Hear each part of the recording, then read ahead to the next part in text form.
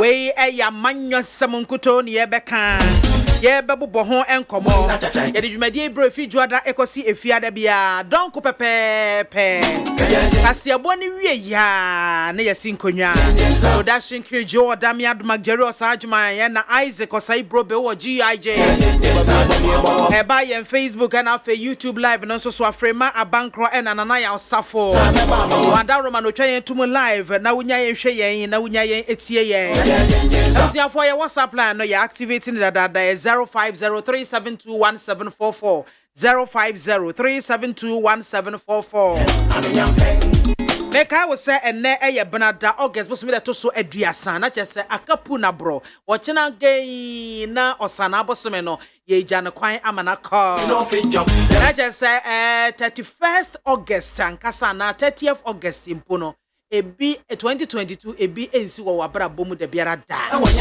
emre na ekọ nanim enti yenso ye ekọ anim forward ever backwards never yare bre ne niema ye komu ye famu eno a an e wo se etimi hunu se aka nafo amakomako ha ne aduoso 170 days na che se ye de afi 2022 ye mana baba this year ya me no e kasa de 195 days de ye twagu enti se wo bibi ya enkachi enkachi obetimi aye amana ye wade aze na ade ba kwa ese ye de etu yen kotodwom ne ehunu se obi ho no mo ada bia behu na ne sinkuso da bia no osere wo si ewre ya na akrachi die oni problem o da bia no osere hwe se wo kan ye wo fam a kire wanka abeda se wo kan ne wo fam a kire wo dwe hu kakra bi e de a kire wa ado anka be fa ne lanto se wo mo kan ye wo mo fm kokoamu e de a kire wa anka wo be su bia ma won anka won ka se ababa we na branche na de bia na ne sinkuso de bia na ani age wo mo how pa eti emfa ho ni sai akokuduru a obi ewo no kai hunu se eduru ba bi akokoamu no ya wo mo so fe se anamontuo no wo mo tu enye yie wo mo fe se wo mo kwa enko wo mo fe se wo mo ya enye yie enye mpempi na be hu obi ni confidence level no wow just ogina ne nice one kasa sai nipa na me ka mo ate ase de kokoamu no eniyema bi ehwe no eti na eto de be yempanyin ka se menyawa ye musuo no ai eti ka hunu se sani obi esi hu oden fa sani owa kokuduro fa sani osisere ekire wo fa no ka hunu se enkowie peye saa to ate ase na omma kwan se ne ya onfam a eye yaya no enhye ne so enu se na de bia be hu na na seguso no wo sere ena brabo mu to se wo fam enye wadwene se bia ye wo nko a enye nko na wo problem o hwe obi ka ne de a kire wa menua wo do de ne beto nchen wo be pack wo de no na wo akora watwa ho aba beboa nipa ne se ne ha no wo beboa na mana solve wate ase ebi no mo fight tie no wo yaw bebree mu nanso se pa se obebie so animu petemu ama wiabom amu ho bidie da bia ye the positive side no eno kwa eno da na di e de ekire it is a wo for ha ne abenidie mu a enkase bia wo nko na wo mane enkase bia wo nko na asem ato wo enkase bia wo nko na ene ahia wo obidie echewo ewie isafe na do afide na to ha se ya memao aha o emu akwaba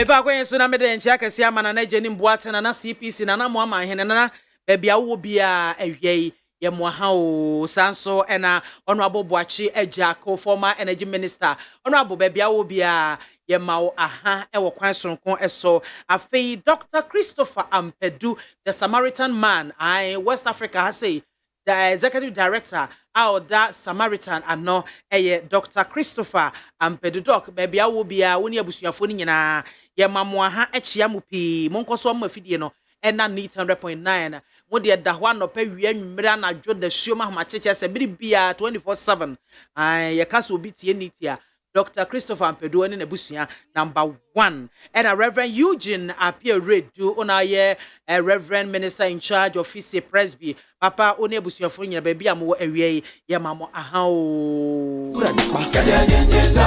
Abusia for me din edma me BIAMAH AKWAFO betimi afra me BIAMZI 1 woman gadama mi soja BIAMAH brofo de BIAMZI ni nyina afra me a mejo so kan ya bi so a mejo so pa me na me di dwumadi ho kya me every sabre ko se no nan ebebo no nan bo a Ola Michael ba beji adwa no agye ntata e de akofie bitwa me hotel me ba pepepa ye de kanawu ebebro se wo wani tua se ebenada ekwan so jojo ekwan so ye from a me so meja aka be na wotwe mienu ye ntimi mfa mre mo fa encheyen ene de e ba so live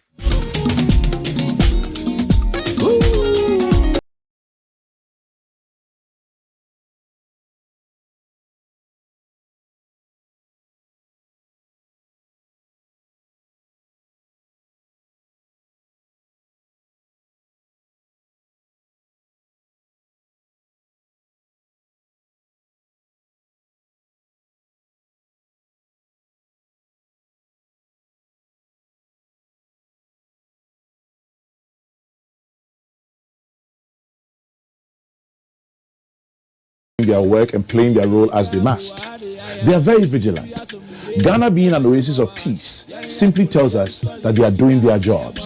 So you stay vigilant too. So if you see something, say something. Say something if you see something, my friend.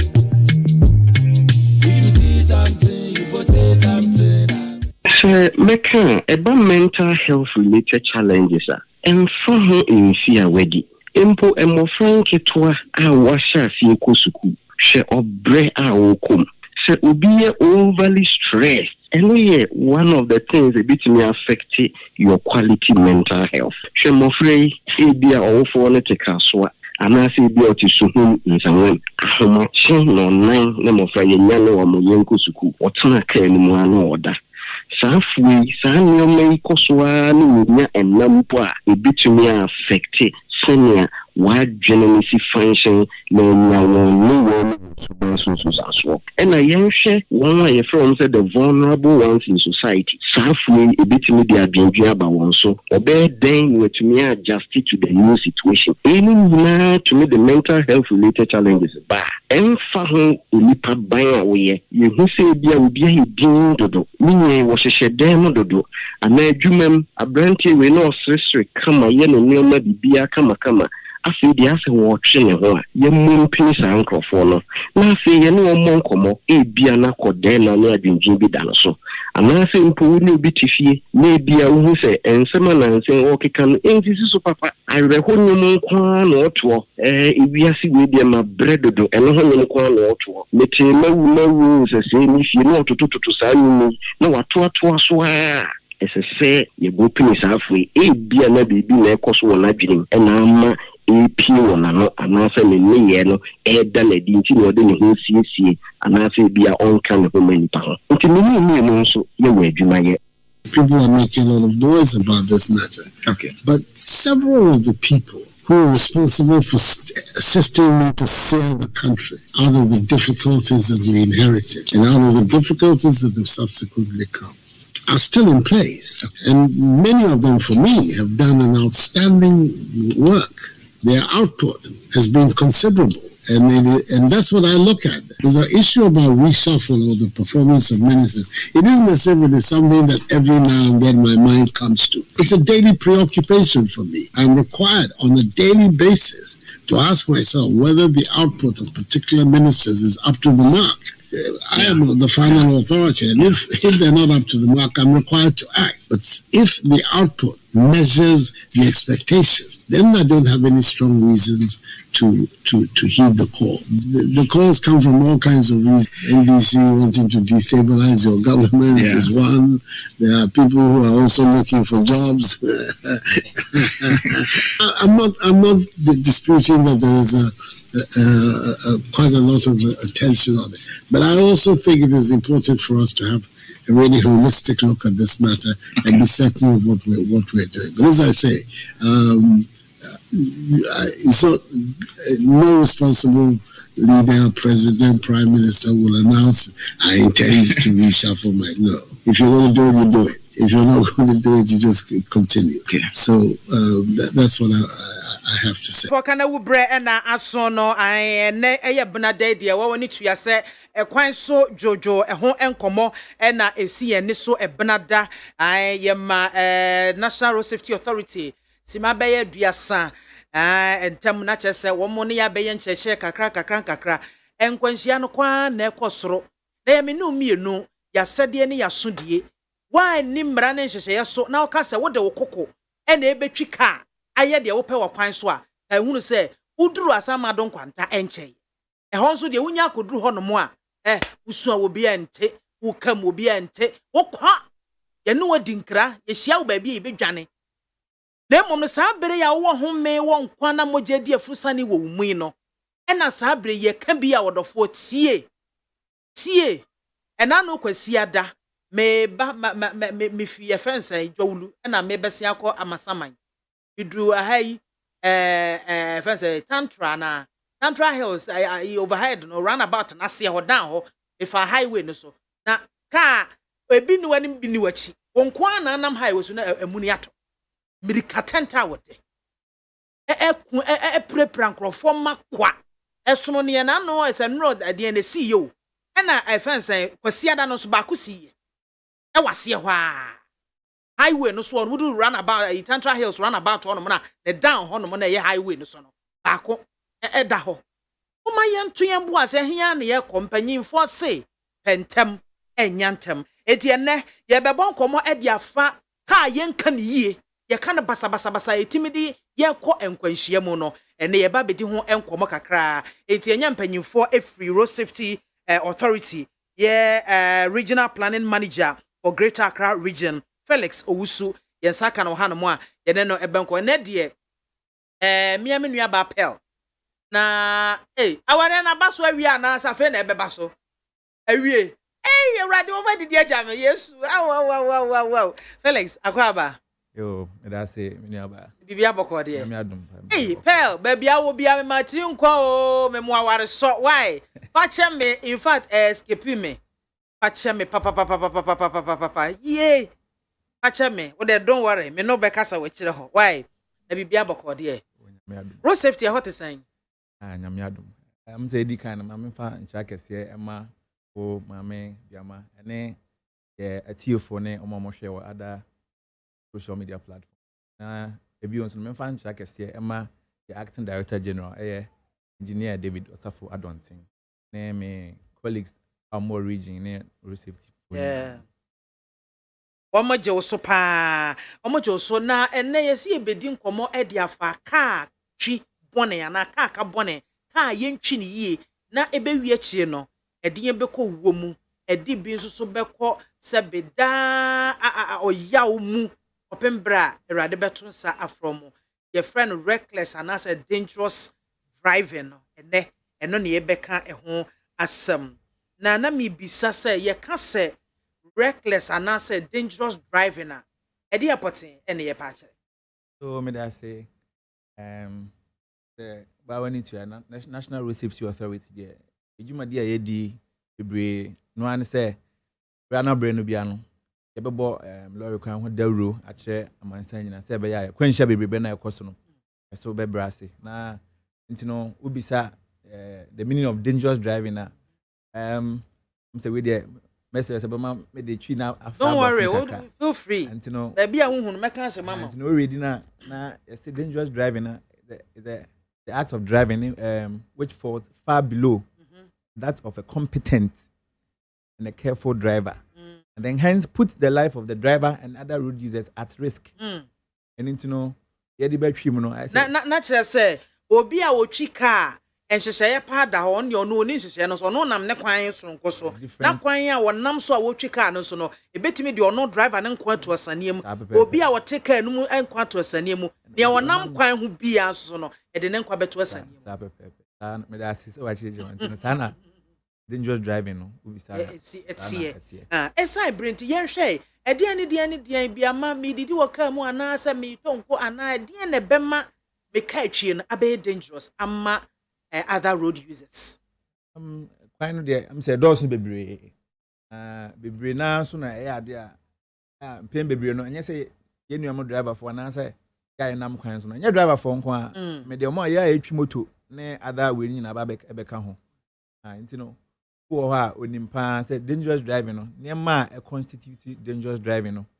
Ebi eye America Tenta de bia ye kan over speeding ye ho asemi excessive speeding and there's a 90% and the say metimi aka nipa dodo na amfa samra no enya adwuma because ye kwan na wo Ghana ha nyina speed limit was say do one now ye can as a competent driver no the kwan bia wo say posted speed limit was wo ko entino about it's a highway ni speed limit nya back but it's a highway. There were highway, urban roads. Okay. There were highway, motorway. Okay. Now do residential areas. You know, so finding now different speed limiter. I was say, you know, Honda na driver for them. Pembe brain obu or to make us say speed odu one na speed limit sign be anything anyhow. Now and na say as a competent driver no. Na yeka will be a competent driver. Now we say any panel. What find it yemu. Ama wanya sa abodin krata na friend license anya say what you fie na wanya license na shobotom first wanya come even though is a work license but wanya competent until once I walk through that process na say training nko ade na ubenya santete na say wudu kwan ben so and say motorway Ghana yema na say motorway pe na wudu wa betimi akọ American up to 100 kilometers per hour because of 120 but there be okobro so per that's what from ra motorway 100 motorway near 100 and a highway yes you buy a highway na be a 90 be a 80 90 and you say apart from motorway meaning that kwan be any man mo any say I was 100 apart from motorway it's no exceed above 100 and above 90 or any other kwan apart from motorway that means you are excessively speeding now you buy a normal urban roads say na aha no 50 nti no do one as a speed limit bi akra ni ho na so won say 50 oh okay nti no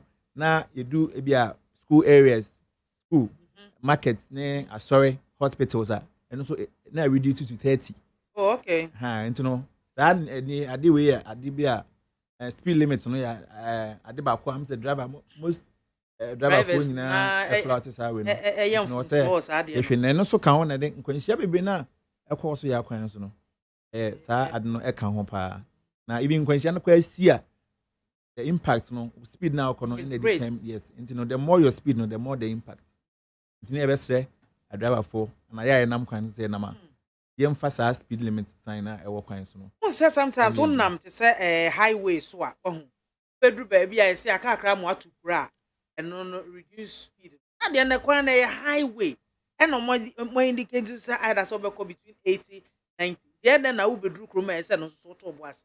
On say ubedu kroma na on say highway no na ma it assume say e ho no nipa ntwam bebre e wo sa bia ho no nti no betimi akọ.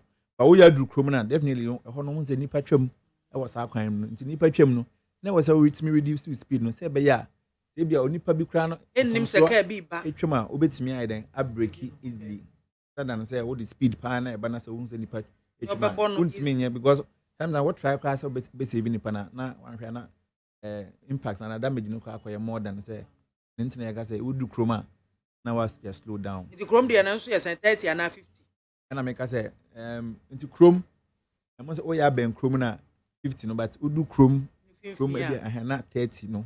Now even sometimes no do baby no even though say 30 no but the way our conditions now on wouldn't mean cause 30 no they also reducing they also reducing further below 30 no and because of America 10 na even though you are spelling it out say Udu Chrome school market church area say what so ba 30 as ordinty and the speed ramps na ba be kan ho na say ordin it's make I say e be kan ho baby somewhere no e kan ho because once nipa na de ugya ne permanent obia be ye ne ope and then even most of the areas no we have unapproved speed ramps which is not right but because of driver in fact road safety mo be metia mo na so unapproved speed ramp bi wo central region ha probi so central region I know here Africa so e kwa a branch e kire no makọ no na in fact that speed ramp na me share bi da it is a bepo no but mama can see so do say the National Road Safety Authority no I'm saying bebre no ye kwa ye ne driver for and kasa once omunya te road safety na I'm say bibia fa kwan ho bia na o say ye na ye na road speed ramp asama wo kan there fine even though ehia o ba see the farm so am be ma ayi for na road engineers pepe na mbese me can see so okay bia na say bia obi wo the kwan no baby were potholes ne even street lights animal no nye sa animal na emu no on the fire so yes you etimi ne ye nuamo a mo urban roads feeder roads pepe na ebe no enti ede ne de na obi be ya ebe constitute a dangerous drive enti na bi na ye can say about that over speeding and I say excessive speeding no na ye wo bia wrongful overtaking so ya de a edi enya pa wo ya kwan so every ben ene kwa ben na obi mfa so ensign ne yonko nti no hu ze afekwa na nsan ye call even terminals a lot any driver for no kodi engagement na ye sheda bi so mom say ehemfa as a driver na ehemfa na odu a any say we overtaking ebe ye won aso man kasa betimi abobo odu curve so people so even chrome metimi am say baby na even road line markings are actually say aha na overtaking continuous solid line no so ho na mo overtaking tinu na bi zo say nti aden na munim we nyina na mo so mo ye nti na asodin na ye ka no most of them indiscipline on our roads nti no wrongful overtaking account and na no nsa so alcohol etwika unom nsa sa na udi twika na obi be ka say it impairs your decision nti no am say ne obeye bia no sometimes kwa bia speed na wo kon kwa ohun say bia 50 no we are within maybe now na 120 but because of sana one you are in a world of your own your judgment so no bibia ho nti no that nema we nyina account okay and there are some man kitin because name go ha ebi no mu hu se eyemfom so omo ye betimi ye lead to dangerous driving ti bo so ma me and no say ebu ha now most of the time no obu na otika mpa na mobile phone either say tire na so and na say kita na or text and no hwe am kwanhia bebreba even in a urban way no bu a the traffic no hu na obi dey atwu na so obi dey abo car no to that name no nyina yes distractive driving no mobile phone so kasa na texting na sefo no ade a emrak ekasetia enso so no empem bebre no am say eno so yade a nipa bebre na ya kwan so no sa me kra me difo in fact I have to say it confess enye no mpo now who say ye wo Arabia radio ne sa we ya calm no sometimes no bia wo de wani ubetimi atuni all right but yes me mfa wadwen enko so bebre because at any point in time no focusing on the road because yes kwan no there are so many risks on the obo no o change CD it's na nani e wo we no so no we na ni afi before realize na say no an pine and it's about mobile phone use and distracted driving even say we and even we should be wo kwan nchen e bia one who sign bibi wo kwan nchen a obeyi wani afi kwan so I will concentrate on the road This animal we na ka ho na ma sa nema ngetenkete no. Obi a wodi din so e. Obi a wodi din so and ni na ka ho. Ni na ka ho. Ni na ka ho. Even yamba a o te ka mu no. Once yamba te ka mu sometimes no. Man says o ban end even 5 years so what's not child restraint it's actually that's over 5 years and about so no bet matna phones it's all about seat belt and so mpem be no be na obi nam na namba see me ntwa no me share video bi enye Ghana ha em say outside parent or drive it oni abofra na abofra ni tie kire abofra ni frika num eto what says he say na impact ni so great it is one all cars ebe nyina omugina efa de maame de still ohun yo ko the chance omu tracy no de abofra no e ma na omde no call hospital no ya dwen ho pa no ya na ya hwe sa ne ma no so it apart from that okay no na niema petty enkomo e so bo one more track mu a passenger betena ne nchen passenger betimi akasasa na another one so no passenger betimi ada no hwe ankromo no eno so kan in fact I engagement say kind passengers on say you call them na say you call abonten ne road users nyina na kasa nya driver for nko okay nti passengers so wo mo there because mpem bebe no driver for na akwa bi ka che say na passengers no bi eno mo nkita hodie mi nti betimi kwa ma den accident na ba na yampa na me wo video bi wo me yi so a I'm say passenger na at front and the driver mo kasa na ohwe the way na argument no kwana otimi ka say obebo na ni so ne ma na obebo driver na ndi so ene so ku bia hu sa na ma bi sa driver no we distracted pe betimi de nkwanhia ba because they say kwan no de wonam so hia all your senses say be ya ejuma because na me di kan there are so many risks on the road na risk ni bi ene car bebe na nam ya kwan enye ni ya kwan na nkasa ye gitum say and yet it's not in the best of shapes. Until I know your risk nibi. Na sponsor can speed ramp na sama unapproved and your risk nibi. Na cast baby so na ya kwan baby na enye papa. Ya ka bi na kwan so ni brake enye. Now my men kan de ba ko. A brake light I work at ehun hia yie pa. Den ti amekasa. Udi car bi echi na sa car no slow down. And na be mo hu se car no den. Slow down. Bi wo nanim na say light enya adwuma. Ahwe ya de ba ko bo na adwuma na say hu se car no kwa so do be so ko. Na bia bibi wo nanim a wo gina nti sa ne ma no risk na ye kan. Bu won so a risk na bi so kese pass no say nipa bebe no nam kwan no say bi bebe na ni license. Enso no mo ye den mo de twi car. Sa nipa bia nyame fa sa mo na so de car ekonya nkwanhia.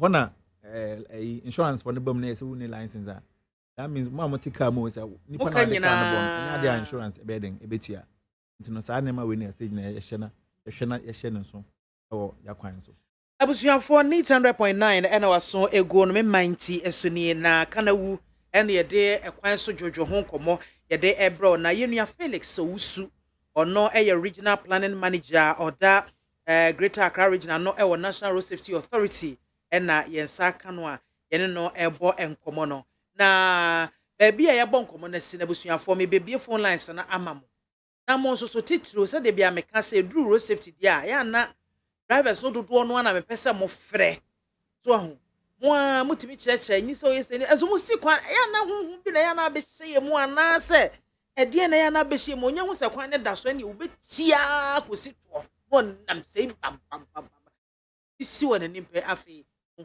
ontimi nya ho hwe na akɔfa ɔhaw ene nkwanhyia aba eti abusuafo mema menua bema Felix ahome so kakra bi na maba mo hono mo 0302 243 540 0302 243 540 hello Yeah, BIAMAH. oh onua panya Evans Pacho ma he. yejo Yame kan say yame inshira. amen Na mestre mi wura no. Say omu ye authority. Nsem ni bi wo hwa ye kan.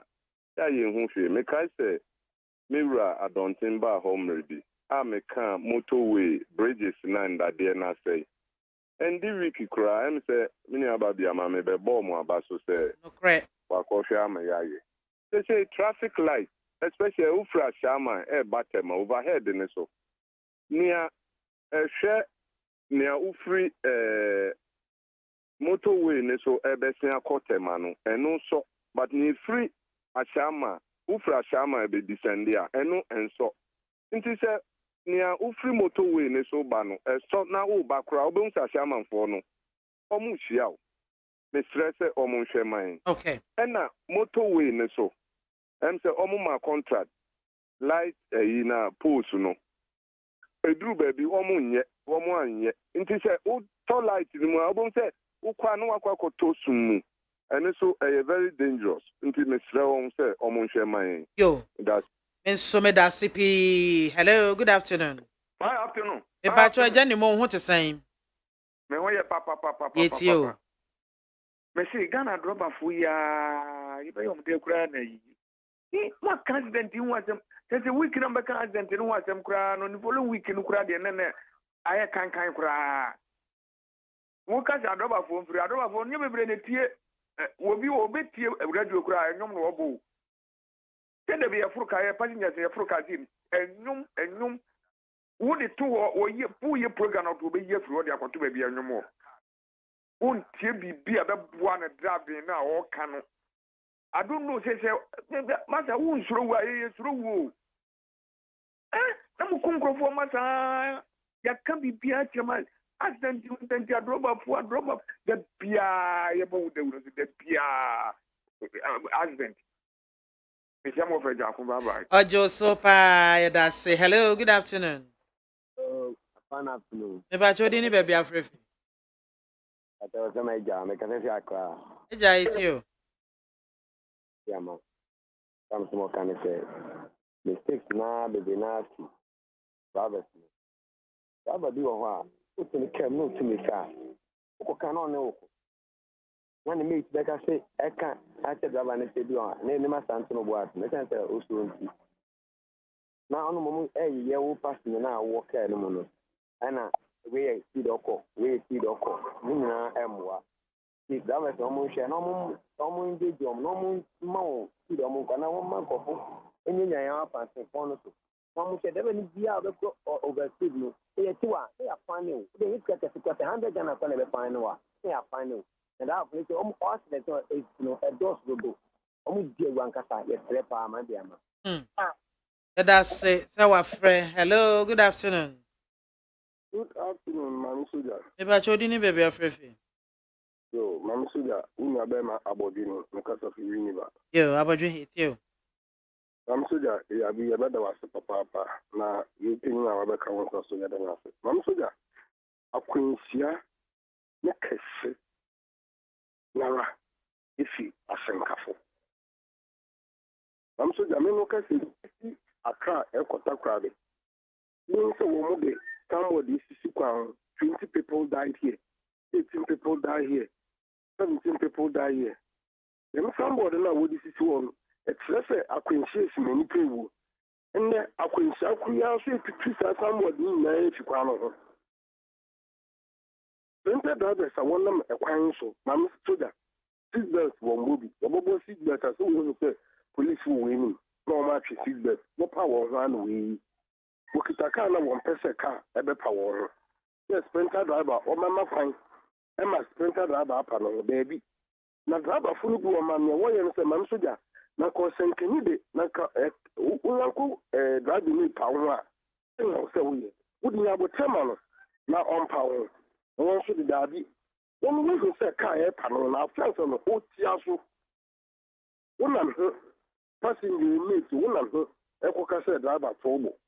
Atem didi odi be didi no na woni ntara me de melances na woni me mfede bu ametwika Mami Soja ayi asefon e fa Cape Coast takwa de kwan so wo be hwe ebu Friday Saturday Sunday asenkapo me se wo de ka wo du kwemika e wo kwan so a Mami Soja ayi asefon papa nti e ya bi ya da wase ya da na peace FM for so ya da mase ba fu na nya mi sha yo yes ya da CP say wotimi efre hello good afternoon hello good afternoon e ba cho di ni be bia frefi gaskia ni gaskia low radio no why yen kasa Yo, Mandiama. Yo, that's the pa. Now, my country, you pay Africa, Argentina. If I shall make a car, I wasn't know. Once Mandiama, Matica, I walk VIP. Once a car white Nabano. Taka white, Mandiama, so much here, or more like here. We had to the pound. Because of home country channel. And yes, so almost. Then you pass station. Something for among Casa Papa. Now, some of so someone. Because of the Canadian court. And it's our mobile. I would tell him. And I you. Africa, so now, but Saka. Center. You see, what in custody free was someone of getting roof anybody. And to me, how much I enjoy Monte, so much for moment, the number when you cut out for Mumpa, my. What's the one? Edasipi Gaskia. Hello, good afternoon. Hello, man. Nyame adom wo di ne ba bia frefi. But Ben Oyalfa. Yo iko. That's it. There are one. What county now? I didn't see money. America, I had never put it to a council. They named the project. We keep it to Netia, we couldn't depend on Ghana. Who will look at you when a dignity? No one can then the work project. We need plasmid Casey Madina for as a man. Now, the way I finish the cow farmers. Now, 5 years in the home, I can no one Casacra. This is never. So that no years in the name. Never make any good idea. There will no years in the name. So, yes, I told you, Ghana, if you had this benefit. In another car. So, you make a 60 Madina look, Miss Address, and another car, 90 because of mine. Because this means that I can go on Gokumi. You know, Miss Ewan. We found out what you say, what will be, no, it takes some out. Now, I think, what will be back? Then we are going. Chances and I'm everywhere, yeah, you're better. I can what they. If you are doing, if you too, at the point. When you have my, when you are Edasipi wonso ne nyame nya adwuma. Hello, good afternoon. Hello. Hello. Good afternoon. Bacha odi ni baby afrefi. If I'm a Bruby. Yo, papa, ne pom ye de. Another Roma, no more pie boy. Yo, yeti yo. Yet I was a drum we dear. Blended beer moba, and road safety for no. A boy, de boy. With it, the Ametaka, a hot hose or quamu. The basement 1 week be the whole Ghana, baby, will be a bit in the 1 week, Road and Highway Minister, local government minister, for 1 more engineers for district and municipal assembly, baby. Said that bitumen, quota me in a day photos. Yeah, the chief is a fra. They trust me, you know, Cassia can see it's a sequel more. A go for them car, couple mangrove one. A simple method, as I say, yeah, Masadi Lucha. My friend Libya Kakra. So, car, say, about 2 hours. Now, you know, now, over the touring cars, I bet Aquasi baby, near the bill at home. Now, Bokutriano Wafa, is it gonna have as I'm not house? And Yajuma, yes, Ramon, never did be a accident, you know. Yet testing the blood. Ayu mwa nubani mwa ni suspended no ya no so eba boy pa adaba phone bo ha wanum sa ti speed ya woko no ka buso no ko speed baby ni so sa ka ho na ni nyina how na de mai na afi so kwala omka okada no yen se obi a onya 25 years ya mananka wo ma dwini so o mnyini ebinom so no enubone wo mo so ma accident no do so be see na tete ni triapai sister mo bi mrebi Eda say openyi brobe na otene nkan. Hello, good afternoon. Yeah, good afternoon, Mami BIAMAH. Me pacho di ni baby afrefi. Pacho disciple ni. Yo, disciple yeti yo. Yeah. Sister, say me pese me che opinion no boni kasa. Masemba kono yemfa so bono emma DVL for no. Because Ghana has unqualified drivers with no na endorso. I send this and say, why na ya on my license? Na DVLA for. Nearby, asema ehia ye pa semanka VIP passes no a loaded from Kumasi to Laura to Nandom no passes no yesre pa enkoyi the company for that tia for buses ni na maintenance maya ebe boy because yentimi ntua 1.3 from Kumasi to Laura na buses no enye kwa air condition enye juma and I won't know this one. Pack here as sardines now. Load Myanmar and Nipa nothing flow. You can't do anything. It is VIP buses no loaded from Kumasi to Lorano. Kasa and so once buses no and the young Kasa you're 2 years hopeful because buses no are a dorsal. Medase. Hello, good afternoon. Good afternoon. Program Oh, so that Pacho dini baby afrefi. Maybe me driver ni kata fi afko jansen fishing abo. Yo. Madam, me catch now and the plane me su fish car. Bumping no mo yan wo kwan mu no dunyame. Enu na e break ye cramps ni bi bumping ni bi wa hura na cramps abu.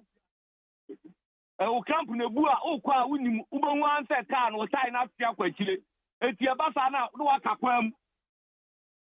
Eti bumping no omo ye no too much. O dia ya steady abrochira kwan no say omo ye sa bumping kwasi bumping na omo ye na omo ye bi o abrochira kwan no so a. Eti bumping no omo ye na nye.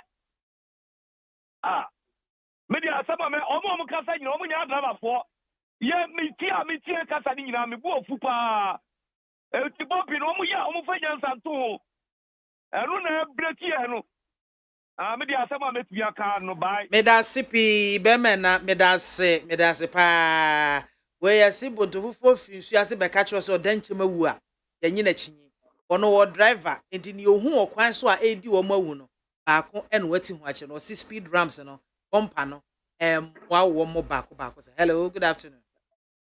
Good afternoon, my apum today. Nyame adom na mpacho so Mame BIAMAH fifi ni me hunye pa. Yo fi enti o. Me fifi madina. Mame BIAMAH wo mo mukase na wo mo de sombo lobo driver. Nimpa kupa no che na adwene ma to mitin. Hwe. Anyem bia cars na enam kwande ponchi na gu cars no. Enye ni fa na wo cars no mu. Enso awu nimpa na mu be nimpa 20 30 mu wo car no mu no. Wo pacha gabe ko na dun do so se mu ana.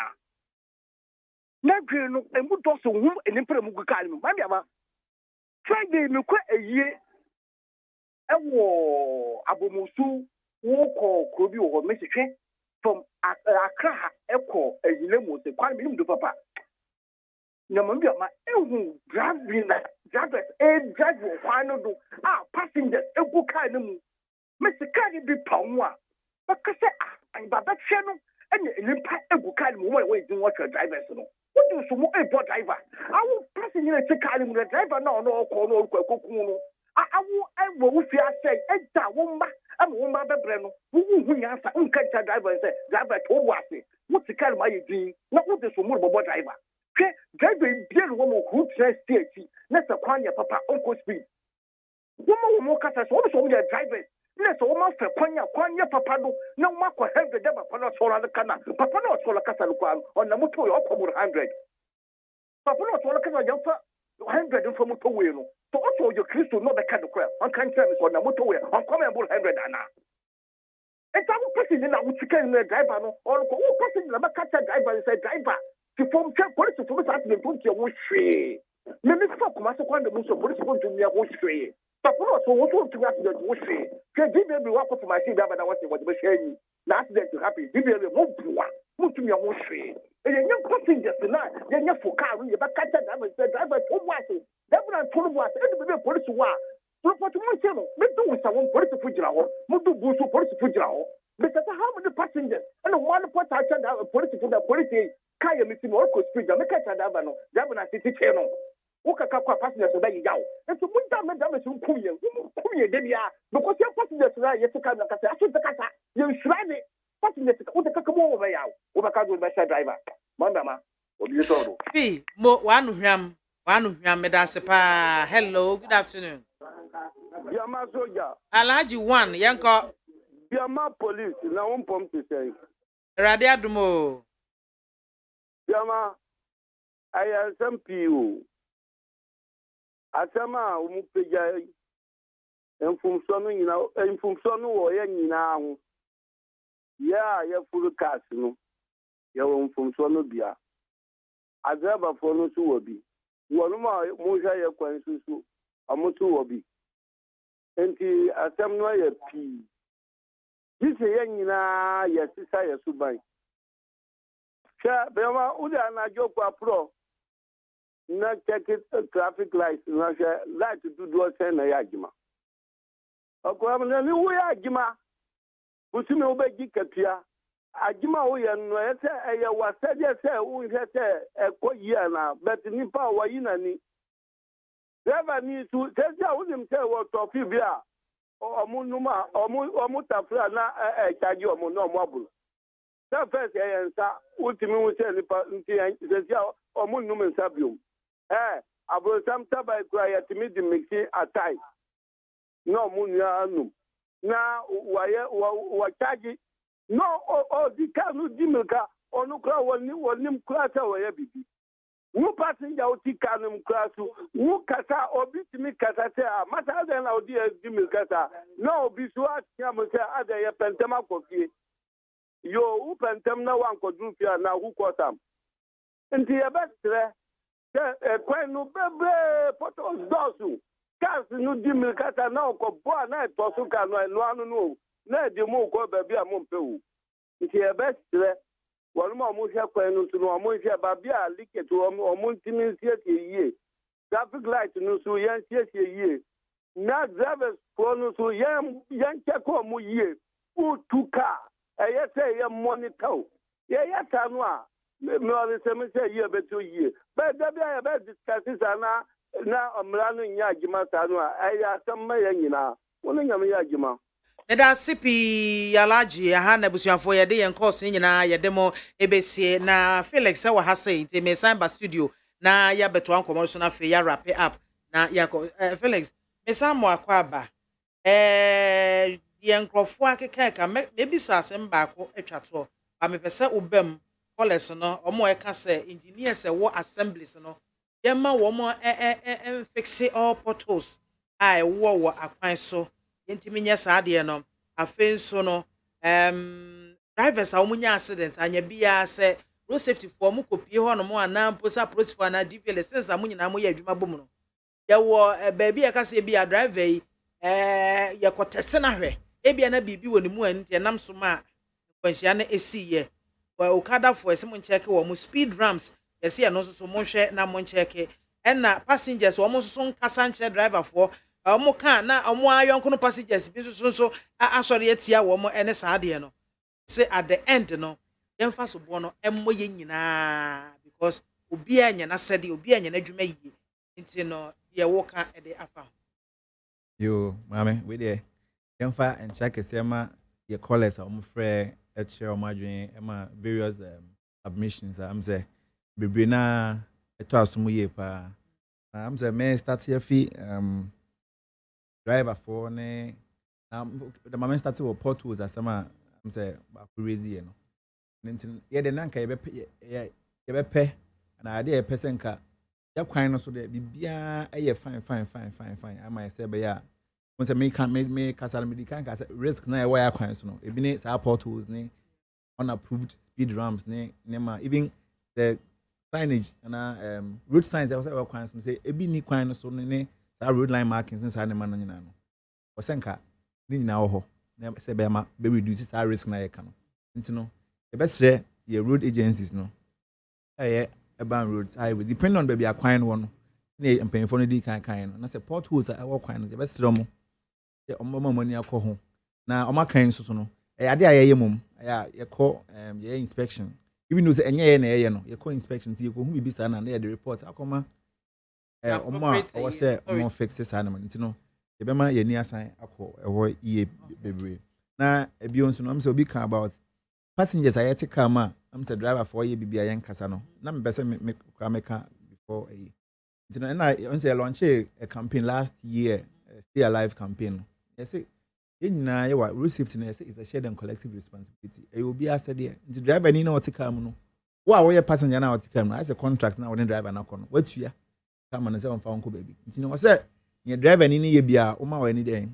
A DH. You know, where be any who quine, say Obekasa at here. Name me, see you to Casa, I want here. Oh, since the driver no come be any one quine so Obekasa here. Wrongful overtaking because one can say the long run, one shall won quan. Na obedem we buka kwafia so nti no se na obi di kan no ese wodu ba bi na se o ka che driver na wenti na se wodu police station na barrier utumi report enya police station in the same way no me ba me ma me ka asem bi kire me na ofikuma se na eba na driver ni go speed nm se one of the passengers the kind na ye ne obeti aso the motor the one ma me tie mu se obedwon so onyina ba bi na honyo it was so siakono odu driver na amen.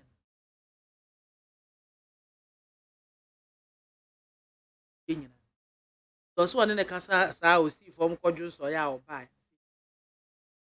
Asapa. Na me kan. Omo so ye nipa, omo ye nkrofo kunu no. Exactly. Nti yemfa obuo ne ani die ne wo mo nkasa. Yeah. Yo. Nti na me ka say, o de kasa ehho tie. Am say obia badwem. Nti no o use na o de abufu na driver na woni nya sade na o nze ne bubefu. Ebema obeye bibia.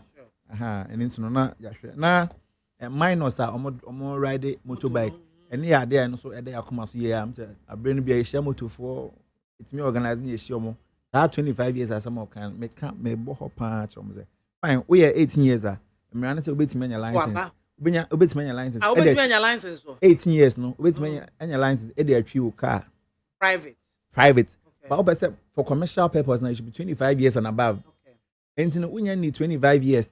Now, even though it's our license 18 years now, you're still between the two private car. That is fine. Motor, the same thing. They also make sure say ubenya our license, you know.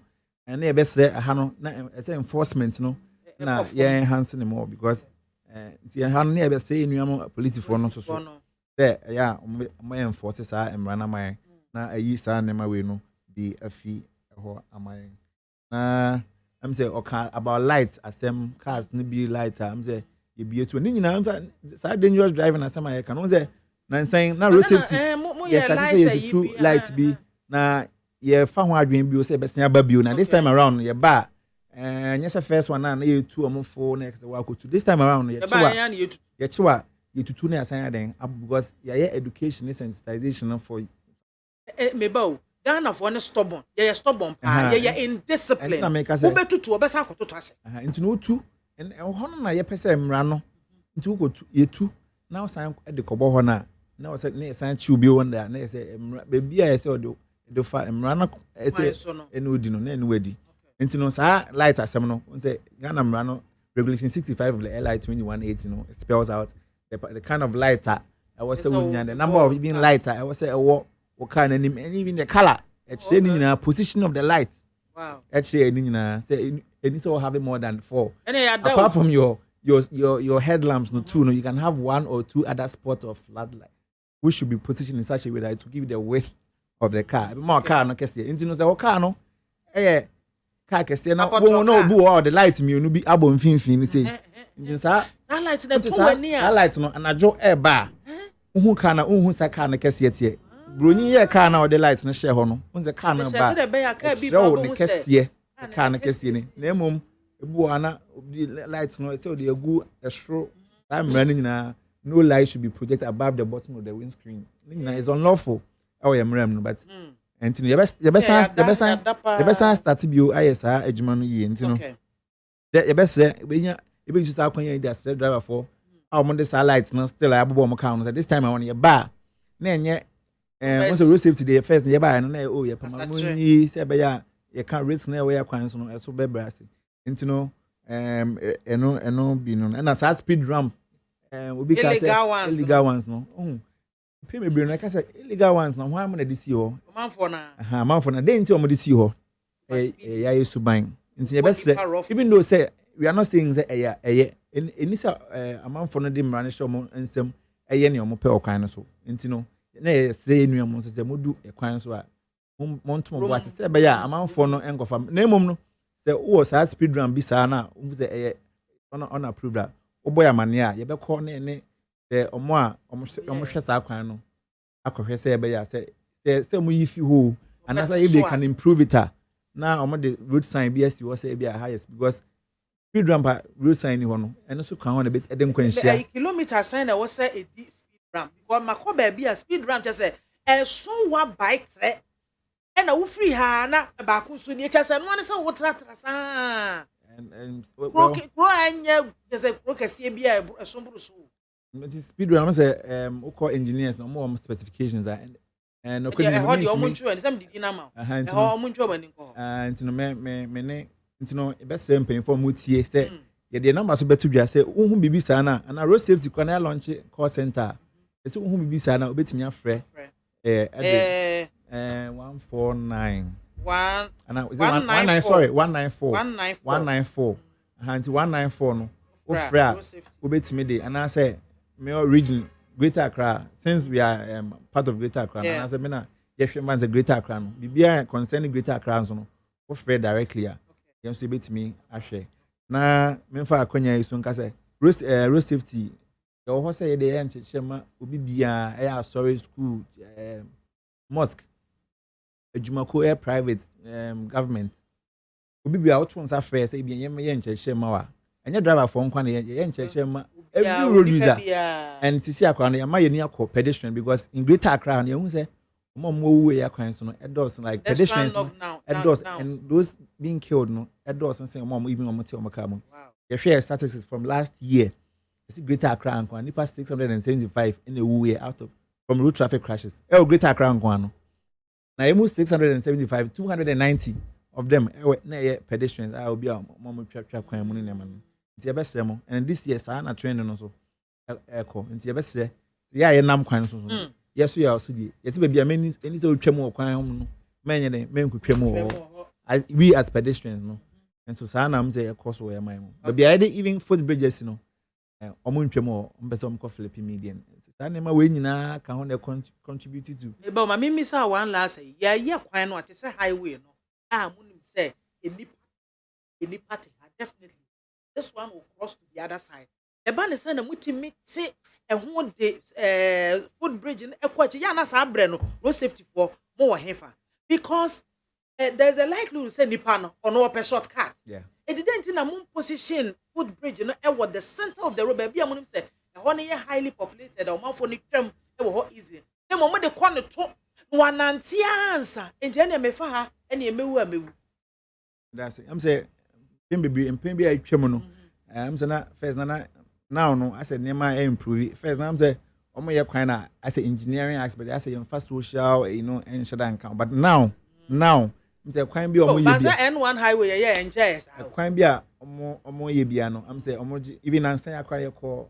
ye engagement bi wo omo invite road safety for and say omo je input enye nko a e bia manfo no mote ho no e che say bia ha na ye pese de we see I mean most of my ideas into I'm say moving forward now never improve unlike I mean is what you can no correct because sometimes you create me who foot bridge no be o my ya nipa no what mu say nyansan baby o de ade no kosi nyansan me kra me has a road safety we no me who ade no be be senior kra e me na e bia we nanti akwa so twem no we den e bia na just e ho so enye nsuso no wo be fa na car na no ye be sre nti obi kai also road safety no is a shared and collective responsibility as obia wona study I was so ye se be ya be ma ya kwan so no ayeju amai Felix o so awie ye bedo ase madam ase Abrantia what is here ne bonkomo regional planning manager no and the National Road Safety Authority no e Greater Accra region and na what is here no ebo enkomo yi mi ogidie mapase enkomo ayebo yi no wo wafamu aba pa ya ebeboa me so mafa emu abayie a mehwe me chefe wo se me ye edeboa ma ekwan so edwo no me so meye ede aboa yenhwe messages kakra o manfo de abase bi wo mu a mekan yeyi a enye ye nso na politics nko ade na ne betwam medru political discussions no mu a na afi me de eno so aba eda etiefo etiefo mo etie ye nyina yeda mo ase na mo friends so yeda mo ase ye kwa ba round 2 maybe phone lines na amamo na mwatoa enkomo no so ende ye ba pure politics papa. I have a question. I read a report yesterday that broke my heart. I saw how much Ghana owes, but I also found that apparently the Minister of Finance's company or former company is a transaction advisor to the monies we borrow. So as Ghana gets poorer, the Minister of Finance's company or former company gets richer. Is this what we want to continue in this country? Do we want to elect people into office, give them their pay and their perks, and then allow them and their friends and their companies or their former companies to be the very beneficiaries of the woes of our country? This is not only about the Minister of Finance. This is about Parliament. Parliament, you must be ashamed of yourself. You have failed the people of Ghana. Because I don't think from the time of Nkrumah to date, whoever is the Minister of Finance should be benefiting every time our country goes to borrow money. Is that what happened under everybody in this country? What precedent are we setting? Yesterday when I read the report, I was so broken. And I was like, do people know this? So I called 4 different people. Some in civil society, some in government, some in the former government. And I said, oh, but this is general knowledge. And I'm like, it's general knowledge, and Parliament thinks it's okay. So whoever wins the next election will also set up their own companies and be the transaction advisors when we go and take a loan. What is wrong with us as a people? So the person's motive for even going for a loan for me now is not clear. Because every time we take a loan, their company makes money. Does this make sense to us as a people?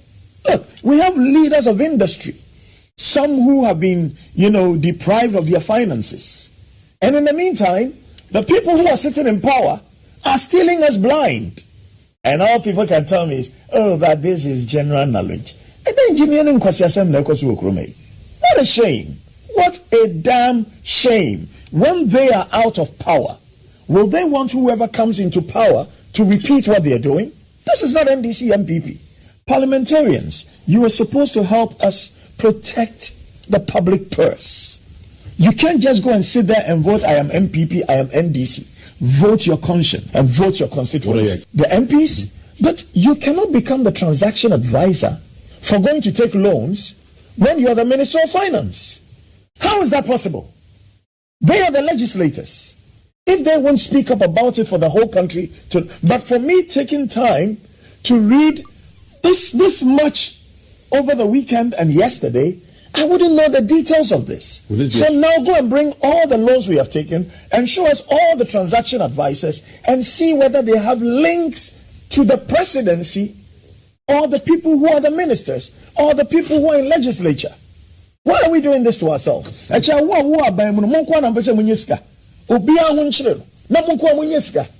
of nonsense is that? Hey! Recently, so badly has the image of our judiciary deteriorated that many of our citizenry openly make mockery of our justice system and of our justices. The phrase, go to court, is these days met with derisive laughter instead of hope that one will truly get justice if he went to the courts. If people are not poking fun about politics and inducements being used to sway the hand of justice in the lower courts, then it is poking fun and making statements about the 7-0 of the unanimous FC. Verdicts which mostly involve cases of a political nature in our Supreme Court. This is an unfortunate but serious development. One of the scariest existential threats to any democracy is when citizens think their judiciary, if care is not taken, will get to a stage where people will have no qualms about taking the law into their own hands because they do not have the confidence that they can get any justice from the system. Omanpanyin dada yewura John Dramani Mahama.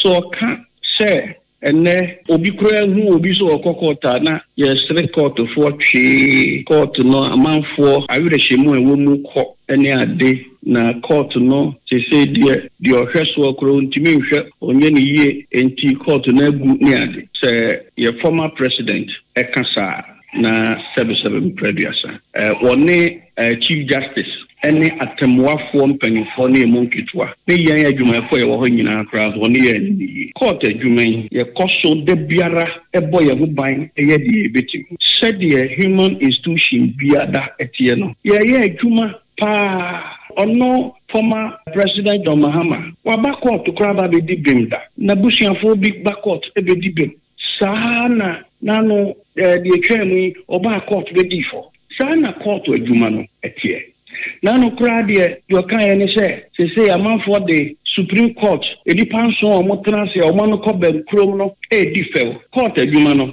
yɛnka sɛ ɛnura ɔba yɛ no bɛdi bem na nnɛ waba wasɛm nyɛ de ɛnso woyɛ yɛ mmɔbɔ nti yɛmpɛ bibi hyɛ wo nsɛm nakɔ atemmuafoɔ no sɛbesɛbe ɔmo yɛ mpanyinfoɔ ɔmo hwɛ mmara adɔ sukɔ aduru akyiri a ɔmo yɛ ɔmo fam deɛ biara enti deɛ ofunu hyɛ bra ne ka no ɛno na omia n'ani ɛka sɛdeɛ Ghanafoɔ ɛyɛ Ghana judiciary on daily basis na ɔtwi mu mehu sɛ agyaagyefoɔ a ɛwɔ Ghana ha ɔmasan ba training ne ade na da biara yɛyɛ ma obiara ne yɛtete amanfoɔ sɛ da bɛyɛ adwuma no yɛbɛtumi ayɛ ne ayɛ ne yie no ɛno a na egu so a yɛyɛ eti bɛsɛ Ghanafoɔ sɛ yɛyɛ fam deɛ enti ɔmo nkɔ so ɛmfa wɔn werɛ ɛhyɛ court adwuma no mu sɛ wokɔ court na sɛ obi kyinkyin mu nsa a bɔ mmɔden bra complaint unit na bɛbɔ nipa koro no din yɛbɛhwehwɛ no ne atwe n'aso de ama wo mumie nyina nka yɛnta court n'akyi na court no nsom Ghana.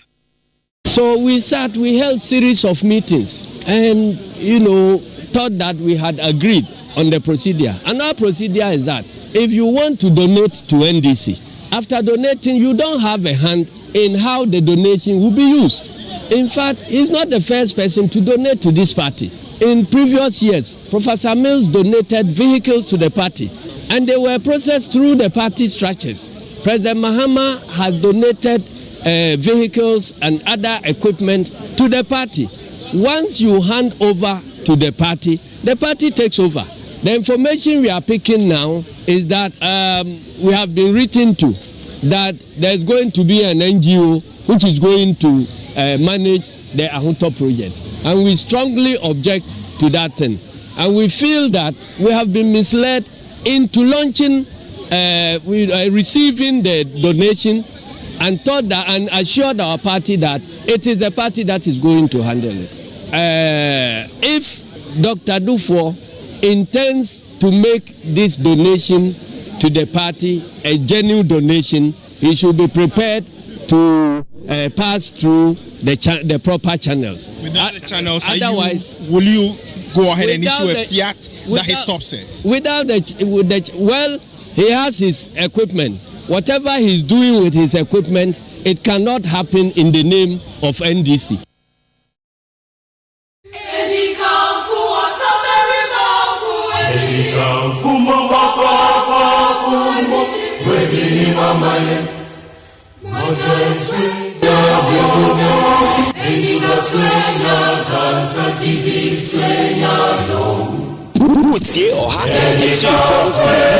Hits FM 100.9. The best station in the capital. Hit the best station in the capital. Hit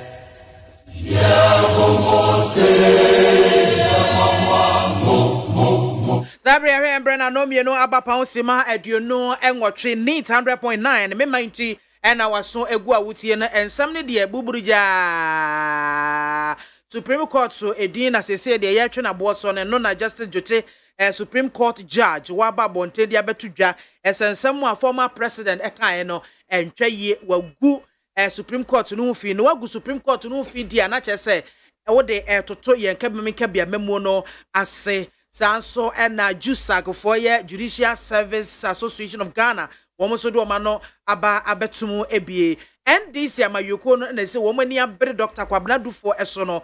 Ese ahoto project. Wono woman ne kan ye. Ese wo de ba ma party no na esi yen so ne akọ. Ye de niema na akọ grounds akọ ma party supporters ni ade. Na we di ase wo na nam na wo ye wa de na ade je wo home na ade je wo fans ye. Eno so ho nsem aba betodwa.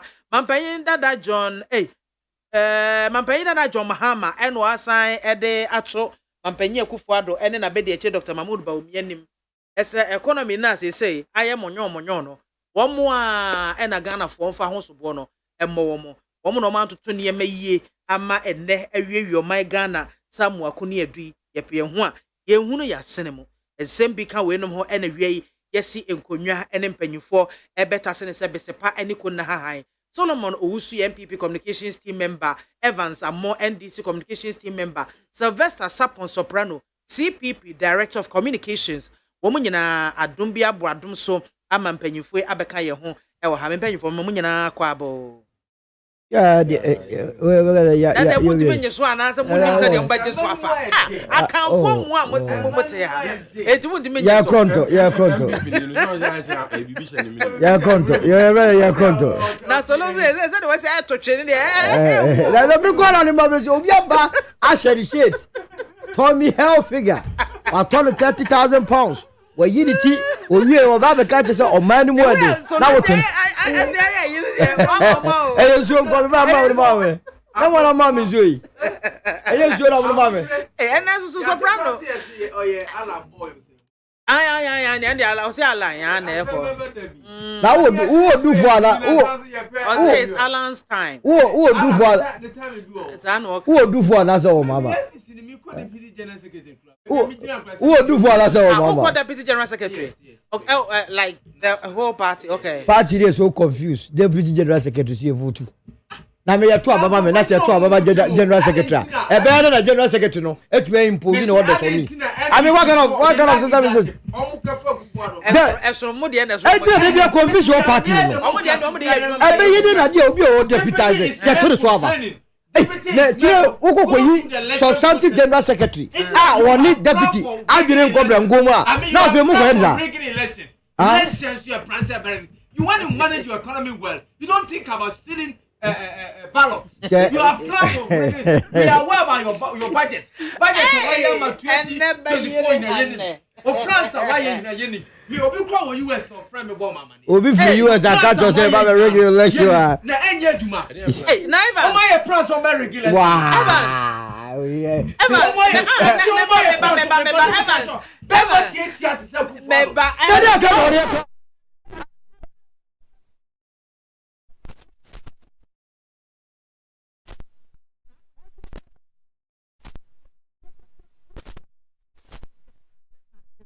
Me try Evans. That's it. Na Akufo-Addo kwa to me early di man when to me need. Na Akufo-Addo what say? Na hwenie ma oye. Onye ni. E dey no aye. Evans. E dey. Wa sha sentence through my demfa that be. Ahoche wo ho. Yes, obi age atum sa ahoche. Omo akra age atum sa ahoche e wo ho. Better than that. I don't believe in any Ghanaian. I don't believe in any Ghanaian. I don't believe in any Ghanaian. But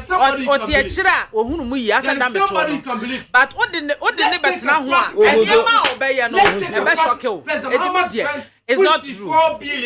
It's not true. What we can count of.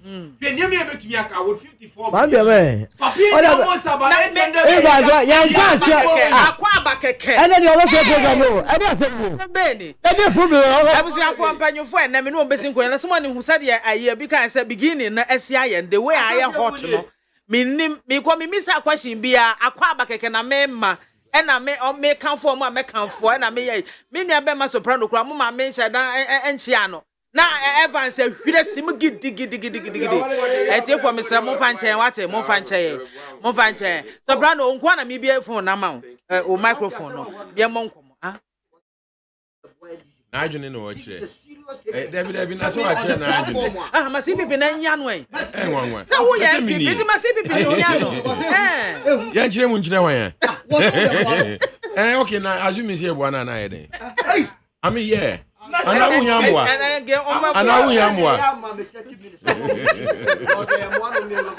muhiamwa na MPG soprano and no why fe me da sure ba thank you the radius fans na to impress you David don't try to impress me ye dey wo better thank you what you say what will make you feel comfortable so and this is funny if you are so bibi aboko de ye the radius say abusianfo me chance e dey a free amo yeah Evans me chance e dey free ho Mwakasa mo former flag bearer for 2020 elections, former President John Dramani Mahama, and Wakaka said, near air coso ever Supreme Court na Majidia Ghana for a war, yen court system no mono, Didier no Ajira. Then no Justice Doche, Supreme Court judge, Wabe commenting on that. SS Wakasa na odimini yen democracy no. And wachi Judicial Service Association of Ghana, JUSAC for almost so abeka ho asem say judiciary and the Chief Justice said the mampanyin dada atwena no asi womo eso no ntwa yie enka sempa emfa ne ho ene nsema oka ho we no bibe ka sa de mo bayade bi am ambo mutirim po esem ba judges and justices omo yen Supreme Court ne other judicial positions no mo besisem na mo de nipa fofora ba anasa dey important e na ekoso nti a mo former president e ka sase na mo former flag bearer e ka sase mo medasi na minchia wotiefo na minchia me pani Dr. Sipanyanke tenia unim no we are practicing democracy na President Mahama former head of state of the Republic of Ghana watra konya we suda wahwe man suda watutu ni man suda into gyina nkyɛn no hu ne ɛkɔso na as a former leader na ntwe yie ma na ɔwɔ kwan sɛ ɔbɛka not only does he says but when onya akonya na ɛkwan ɔbɛfa so ɛde afa no ɔhwɛ sɛ ne nima ɛkwa mekwa mehwɛ sɛ ne nima ɛkwa ɛyɛ na hadwo kakra look at some issue like 7 by 7 your friend say unanimous to say that unanimous decision for 7 I judge for 3 song atena fa kro omo hina wie no omo asem ye ba ko had been p at least somebody should say something differently. Yes, I think that there should be a bit different opinion with regard to a particular statement. That's your personal feeling. I think normally everybody will have a different perspective, a different point of view. Now, how possible can 7 people hold one point of view? Not only one, not only 2. Regularly, it has been happening. And as a former head of state, officer MWA, and there should be some kind of changes. Even Minister of National Security have expressed concern about it. And in a democracy, practice democracy, these are how we can enrich our democracy. Former head of state in the senior judges in the economy, it will make it differently. He will make sure that it has been make some impact a bit to me as a sakakra and my judicial system no enemy a kakra man to him no it is not up to what his expectation, and when you have the Ghana given the opportunity things has to change. About the same a hard drink kakra I don't begrudge with him. I think it's the right thing, and it's the right thing has to say, and it's not wrong. Justice Jote also have come to express his opinion. Say he's not happy about it. Yes. Also, that's democracy. Until he can express his opinion, say, send your former head of state to him. No, that's what he thinks. And whatever Ghana Bar Association, they also that's what they think. So let's put it that way. But don't you think, say, be a Supreme Court justices, no, before they come out unanimously, no, them running share na ye adwuma, they be 20 a wrong. And now saying come up and saying be a Sunday because a wrong cry, you say, Unim say nyamiadum, de law ye nipa ba ko nesuan. Sure. Enti nia wo kan obi so hunim die. Enti wo de tu be no fi say anka ono de. In law, there's no bad statement or there's no bad case. On officers or the faha ebeboa. That's what he thinks. And I don't see, and this thing enrich our democracy. It is good that he has come to express his opinion. Ghana Bar Association have expressed it, and the former head of state also have expressed his opinion. Somebody who have a presided over the state, have been a watchman over the state before. He knows how to go about all these things. These people have come under him before. So we have a prior experience about what he thinks the legal system should be. And before investor can come to your country, he look at all these things. And if we don't manage all these things very well, it also scares investors and affect the economy. And I think that's one of the reasons why most I'm aware some investors who want to come to Ghana have shifted into Ivory Coast because of some of this. Who is that? Give us some names. Oh, you don't?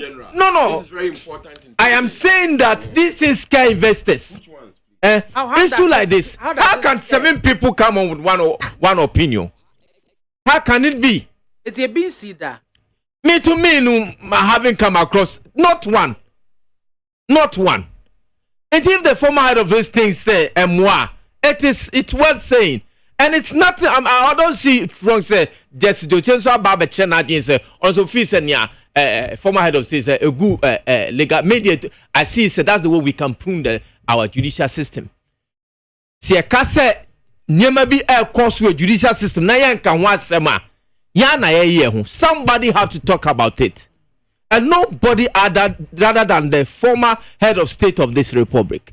And it is not wrong President Mahama expressing his opinion on what is happening in our judicial system. There's no other way and give me handle this particular issue, because the way it seems that Yamea don't NDC your chance, Papa, and as Chief Justice there.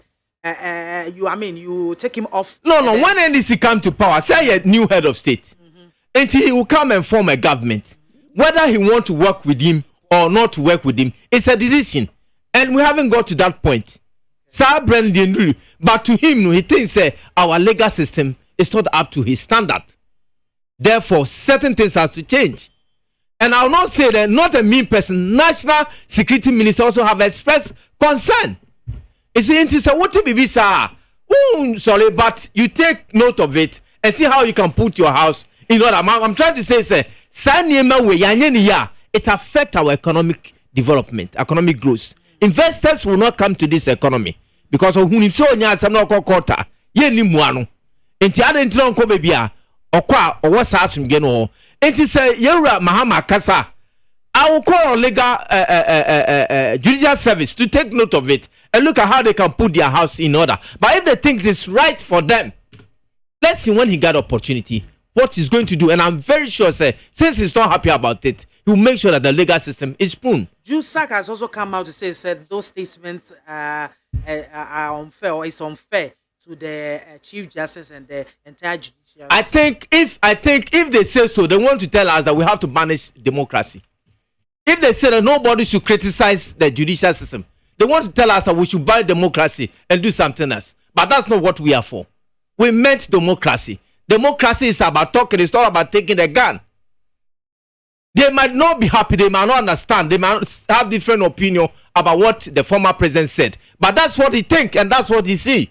And you can't buy him from talking. And that's democracy. It enrich our democracy. They should take note of it. They should take note of it that this is enrich our democracy. It is a wake-up call.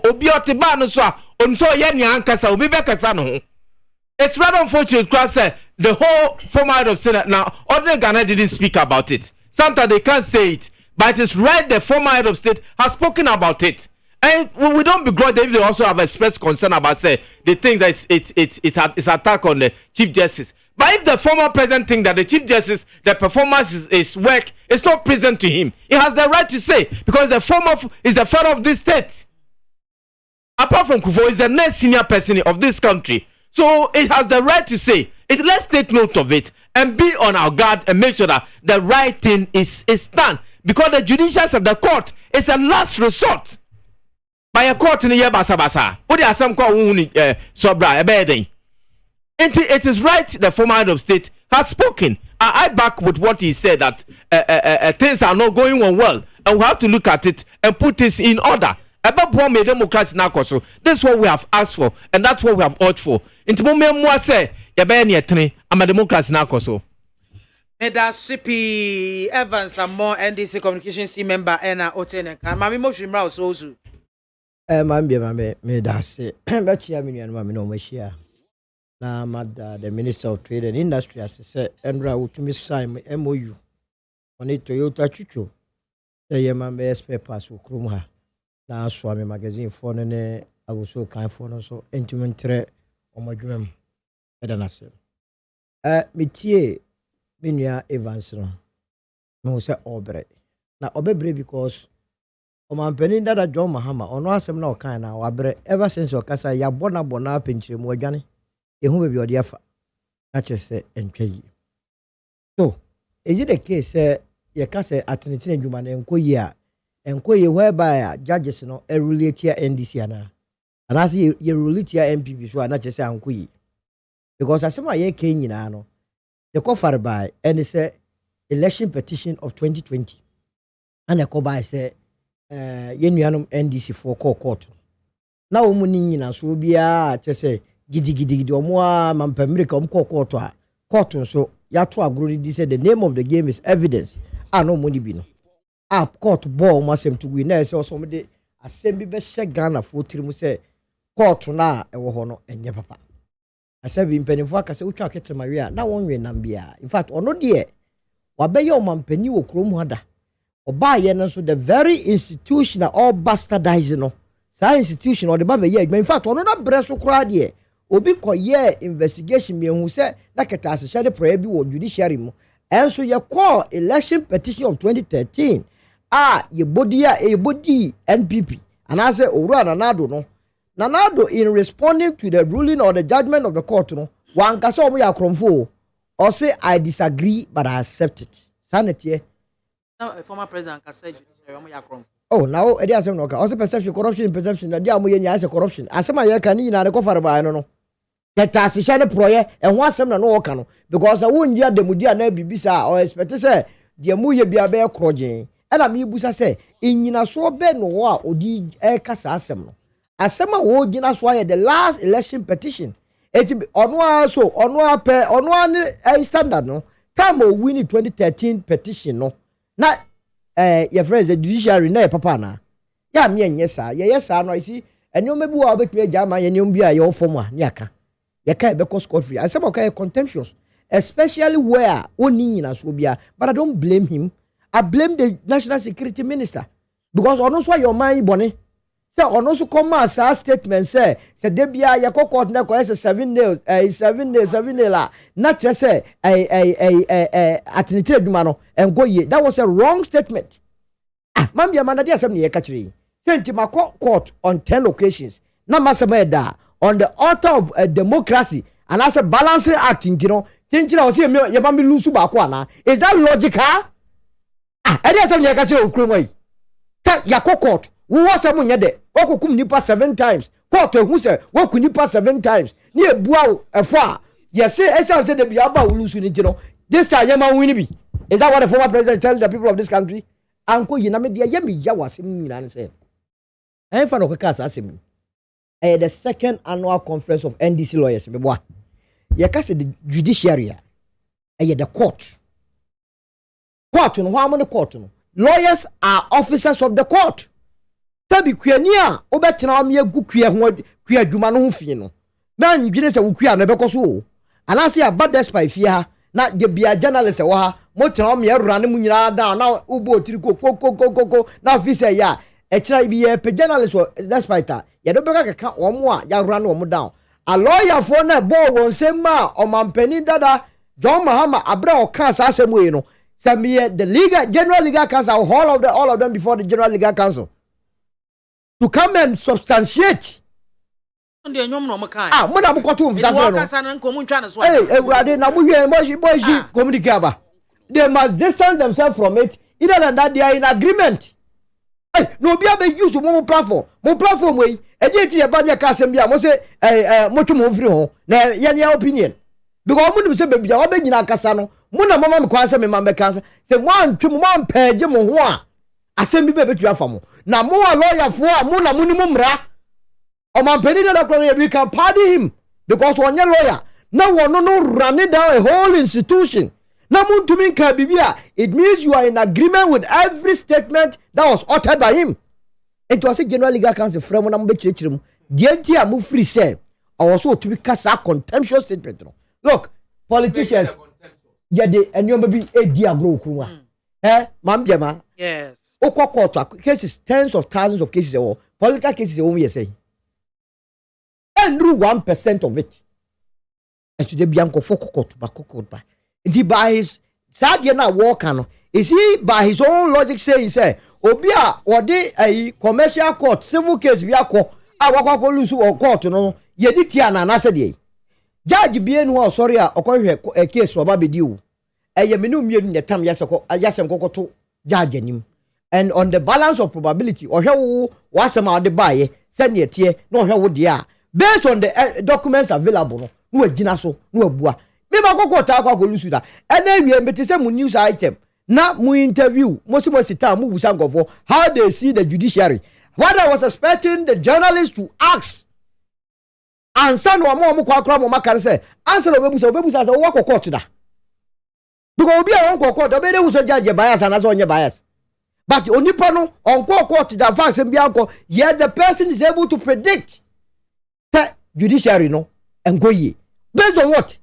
Esan say o mampani dada nkofo bu no wo support no akekasa asem enti edi nkofo bi dem enti se obi a obenya asem o so de court no wa say no wo di adwene bi asere tirim se court wo periperi ye ni ho bibu say yutie won mo so e ka se court wo periperi ye ni ho de enti no mu gina so a wo say electoral commission ko ya mana nko gina box mu enti no periperi ye ni ho na aparidan de ye mani gina box mu ye asem ayeka MAAME BIAMAH wona wo de wase ma court obaye no wo se me maye ABCD ana me aduru me so se me beyima no ana ma ka kire court say on the basis of the strength of your own case the waka no court nyina so fa mua na we ganya ode mi man ka bi so wo se no se mu adu a o se we ti kwa pai ada na ode o me kasa na se wa kra asem ade be mu nyedu. That is what the NDC was telling us. Are you saying say bia judiciary no make judgment bi na ebia ankoyia mayenka ho that be the system itself no our checks and balances oko lower court circuit court na se di atem na sa ankoyia utubi call the high court oko high court na sa ankoyia because don't forget judge bi no innocent essence judge bi innocent nti anye wo checks and balances in the system oko high court na je the appeals court it here for porting and former president Eko case we say no go betu akọ for judicial review. Supreme Court ma judgment as I want to say betu akọ judicial review based on solid points. One go ana na mo. As a judicial review. Na dey empower went me anka soprano 7 no I feel better. Soprano. Your avenue of judicial review. That is the first question you ask yourself. As to whether or not say any opportunity be ka hono o me change o madwene eno de neither here nor there. Ana me am fan say judges no say bi o mo ti wo no o mo ti wo so o ma be you be beden he no credit that wani ma untumi nwane emfiri ho. Supreme Court case a NDC the court no ye nya TV.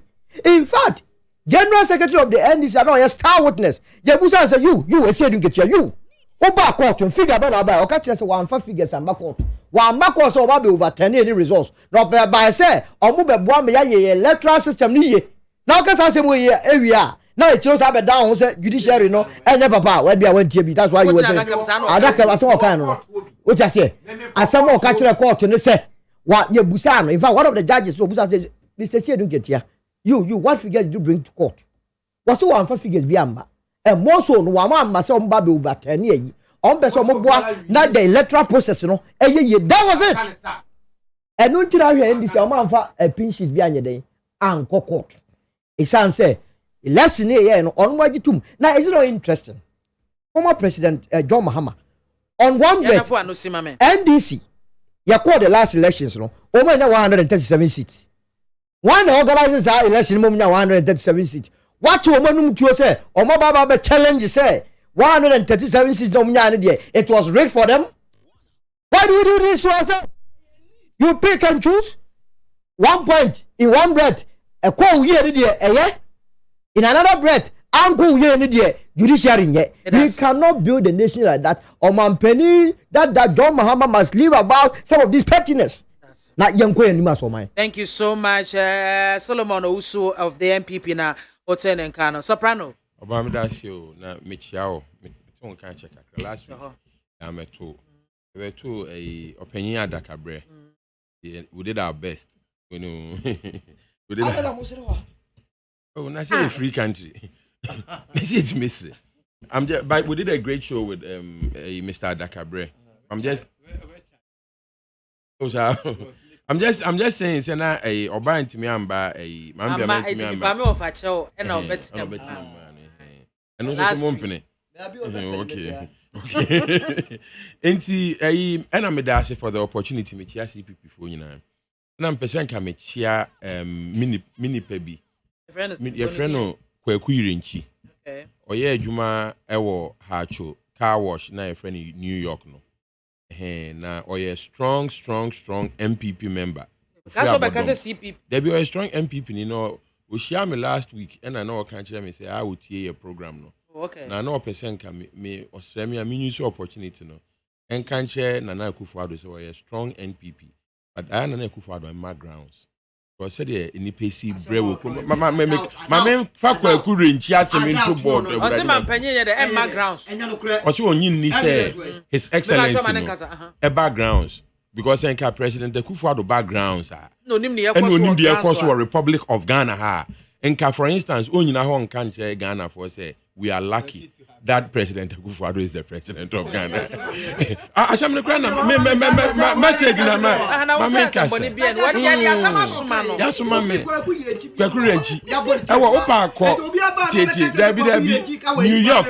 New York car wash. Our heart, Opa Coro car, New York car wash. A correct car. No free car wash. Much only in Yachibo, but I may pass a machine and say, Quack minimum power. I said, we see a campaign man and Akufo-Addo. Michelle Quack, you know, Okutani Konkon take 2 cities, near my dear 2 cities are all complaining. So, it's outside or take it to a it will be, but your money. Warrior soprano mean Choano, on see any road safety guy be a education has here or corner. Was it a motorway? Omo Monsai, I don't know their name, but to bet me a ramame. Oh, okay, a club here for one kind of back on no accident, motorway no. So, and I will try at the brain because not ye can't want some when a motorway is what a speed limit, I was so call any other highways no. So, and to be a picture, and be an English. I don't know. There be some boys. Can accidents and no more prepare. Be a accident is here. Yakob woman accident. Na me say be an issue. They were to say Mamu. Oba some na ye di home common very important. His Excellency President John Mahama. I can't say my mood do na I me your presidents no. I have high respect and high regard for them because me feel so many patriots. No matter how difficult their job is, we all believe Nana Akufo-Addo is doing his best, although his best is clearly not good enough. But it doesn't mean say President Akufo-Addo he doesn't love Ghana. Me feel so pe Ghana sem and I would cry and that. But you man them say so no. Tiani a bomb. Tiana me say I'm your mom my President Akufo-Addo because. In fact, me since I'm in the field politics, me who president are all breasts are. President Akufo-Addo ho chire na pa. Jamu me mo no mpaye. So, now having said that, I'm also saying say President John Mahama. So, asema o kan, amame ateki a step back. Amama started dwenwune nyoma bebre. Na adwune ba kwa me dwune ne say President John Mahama semi or Kenya or complaining for judiciary. Is he beginning to lay the groundwork for what he will say when he loses the next election to the CPP? So I'm sure. See, I got to about 2024 na CPP we managed to get our house in order. Near we near. It's President John Mahama Baba Bijina Haka said judge for no omu near semuye. Now in the unlikely event, say Mr. Kennedy Japan, I win president on behalf of New Patriotic Party now. It's Mr. John Mahama, President John Mahama, going to complain, say, the newly elected president, Kennedy Japan, a robona. So I say, I just say, be out in a court and I say, BB. It's Yamama very suspicious, say President Mahama, no. To say the Abrofo Bekane, maybe he has, looked at the tea leaves. Why you hear if you entakrem, and one who say, in fact, despite they deny NDC for it looks like they may not be able to stop the CPP or even the NPP from breaking the so-called 8. It's me, my very suspicious about President Mahama. And I'm sure you maybe not me combine, I make a camp. I won't say, maybe our President Mahama, the Yamuna Ashano, Intina War Casa. So I'm person sure. Now, also, no, I can raise another possibility. Say, President Mahama, in the event, say, what Timia San when second term or back for just 4 years, no about a president, BIAMAH. Is President Mahama laying the groundwork to purge the judiciary?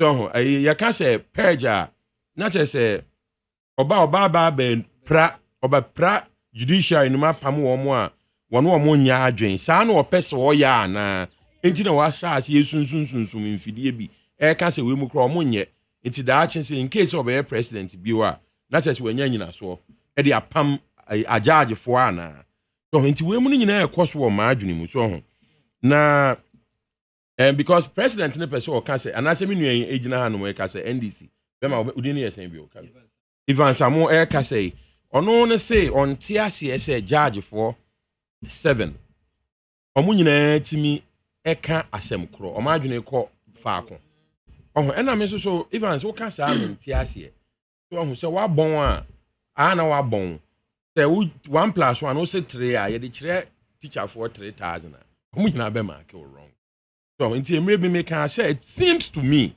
said the New Patriotic Party no omu judicial team no the Attorney General no I'm so damn it any friend me boy honorable damn no it seems to me that he's doing a good job there because NDC for share no Supreme Court tembia na NDC for share say so probably it isn't so much say judiciary no and any good as much as maybe the NDC legal team no needs to set up what I say because me no I'm of the opinion say judges no omonye sabi obi anu abe Supreme Court judge no or accomplished or the track record so senka uja ne so onye lawyer nkobe one of the top lawyers but a person or some man no court na bench so ntinye say bia ya judges no omo nam ho say omo ya unemployed to say the na do ka say MPP fo bi so onye reshuffle because omo ni adwuma no nti but judges no they are accomplished they are not like the unemployed MPP gurus no omo na namfie na akufo ado sire omo no so omo mbibiye nti say MPP fo no omo tititi fie no omo su no ananado ma me kama asem ananado sire omo say omo ni adwuma nti change na onye reshuffle no and I also want to recognize say judiciary no omo ye adwuma they make their decisions based on the law and evidence so it is not a question of it's not fair I don't know more 7 ni nyina no mo call one side and yet fair it's not about being fair it's about the law and evidence so I say okay nti eno so ewo ho so nti say when you have a terrible case don't expect say judges no eba be do asema ma akwa say referee coach or the bad team bobo so ebi akotoko ne house bobo ebi house emoye to say the omonta amoye no so na ebi ye je omo so na ebi referee na original park no so no referee original park no so who say ebi mistake no ti referee na say house for ye mistake e will be an amateur no omoye but ono ntimi megina nka nkyere house for coach say jako na amateur no sa no nya na adwuma no ono the obe continue so referee game it is up to you to do your homework so now one other thing, Mama, me pese enka NDC for and all political parties. Taking note because we say Obama me can say His Excellency Nana Akufo-Addo or ye judicial machination or ye very good in judicial machinations. Yeah. Or you're very good in judicial machinations. And only you, but what's nasi shen krata and law no man one ya ubesun sum fidie boko tana emrano law no etie uye loser ubet me sum legal trap no abetum. He is correct. What I say Intiana me can say Nana Akufo-Addo no. When's the last time you didn't come about Ghana Kada honorable Afrajan can once na me can say law na nanado any team ne dey bano. NDC4 should set up with regards to Ghana card on Pesiadi and Unquaya Nyomano because His Excellency President Akufo-Addo is setting a legal trap. Whilst he's setting the trap, and you can do something about it, but when the trap is complete, you are locked down. And that is how I see President Akufo-Addo to operate in the judicial realm. He's very crafty in that regard. Until also when he and America say judiciary ne no. Obanka many figures no baminya ana kwama onko fire research say na nabaye no. How many judges has Nana Akufo-Addo appointed across the board? Very, very, very, very important. Onim di oye o sunsum judicial traps na America no. Because judges no ideological slant. Mama example. Toko United States over the past few months no US na opese sebe oya abortion illegal. Me Roma ni kron say me say ana me ni sa anyoma no. But I'm just stating a fact say na US no 1973 no more law be friend Roe versus Wade which guarantees a woman's right to choose what to do with her body.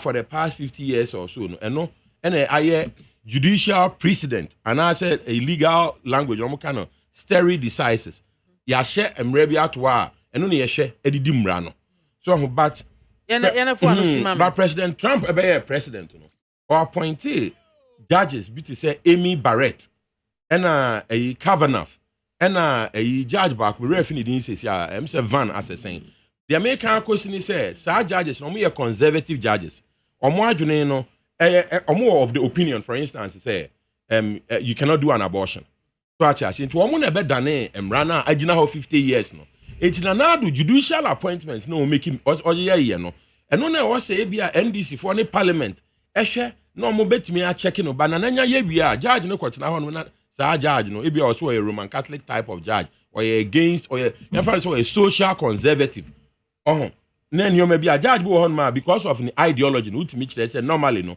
say na obu a efa eti no no obama no be sisi a so na the American say another sir judges no motisa no ubohu no na opese oyemra or de hye emra ana obua asema ye de hye a quick example any Nancy court cases in say judicial case a justice your teacher marijuana hono ana say obi the court a case court court Emma or san koye review ni din justice Abdullahi but onye judge Justice Abdullahi but the American is also I mentioned stare decisis which is judicial precedent.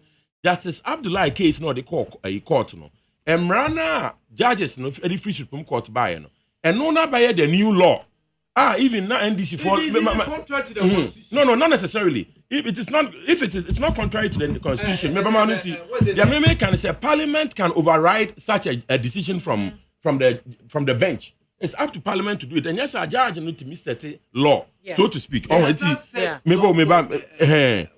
need a strong Parliament to make sure that their legislative function is not usurped by the judiciary. Now, Manusi can say judicial services. So I can say President Mahama Seminole Kano. Now, we have a problem with the judicial service. Now, one of the reasons a legal environment, what problems is because the lawyer to citizen ratio is very high. Lawyer about 10,000 also here. Before paper ain't mean court. Until na money himfie kro mo bo anke any assemblyman for nke have into the American say judicial service should focus on expanding access to legal education in this country. No, but they can influence the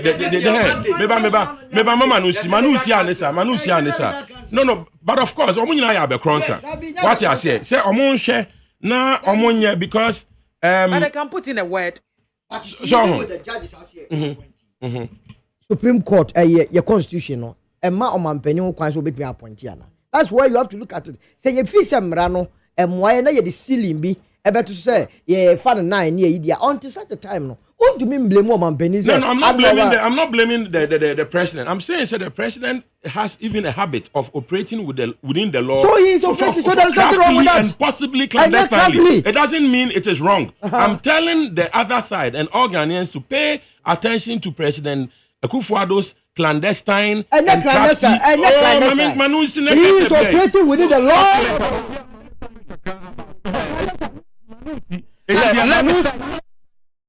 I'm not interrupting me. Last day, it's the American say judiciary. I think said they should focus on expanding access to the courts by said law school.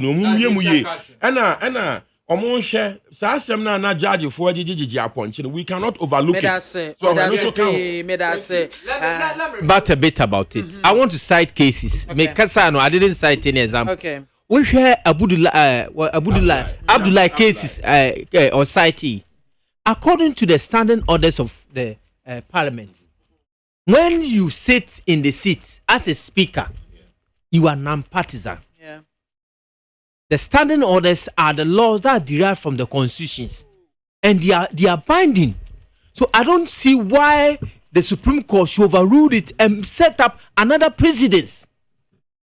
And it's something that it's to me, I'll call it bias. Take it up. Somebody was talking about that. Is called, what's it? You mentioned contempt. This is not contempt. This is not contempt. There's something that you have done, and you are criticizing it. That's what President Mahama is saying. That why should you do that? The standing orders have been there over decades. We have operated with it, and today we have experience of having a balanced parliament. Now they are saying that when you sit in a seat, you were a speaker. You have surrendered all the opportunity, the privilege you have as an MP. You decide and agree to enjoy the privilege that attached to you as a speaker. But I want to forfeit others part of it. And I brought this case to Supreme Court, which is a no. That's something. This president is bad. It doesn't have help.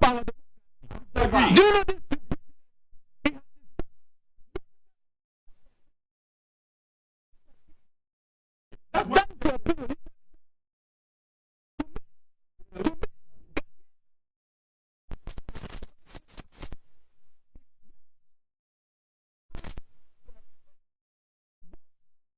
Now we are having VAT. What's the name? E-levy. Nobody's against E-levy. But when you are I'm against E-levy because let me explain to you. I want to explain to you. When you are setting up a new, you can say nobody is against paying of taxes. Yes, you see, when you are setting a new levy, you make said that it relates to the standard of living, the issues of the people. Look at the situation Ghana finds itself now. No, I am trying to clear it. You see, so the Supreme Court ruled that Abdullah case is invalid and Joe was can vote. It's a problem. You have brought in a new law who is not consistent with our democracy. It goes against the standing orders. Let's take a case of the national identification card.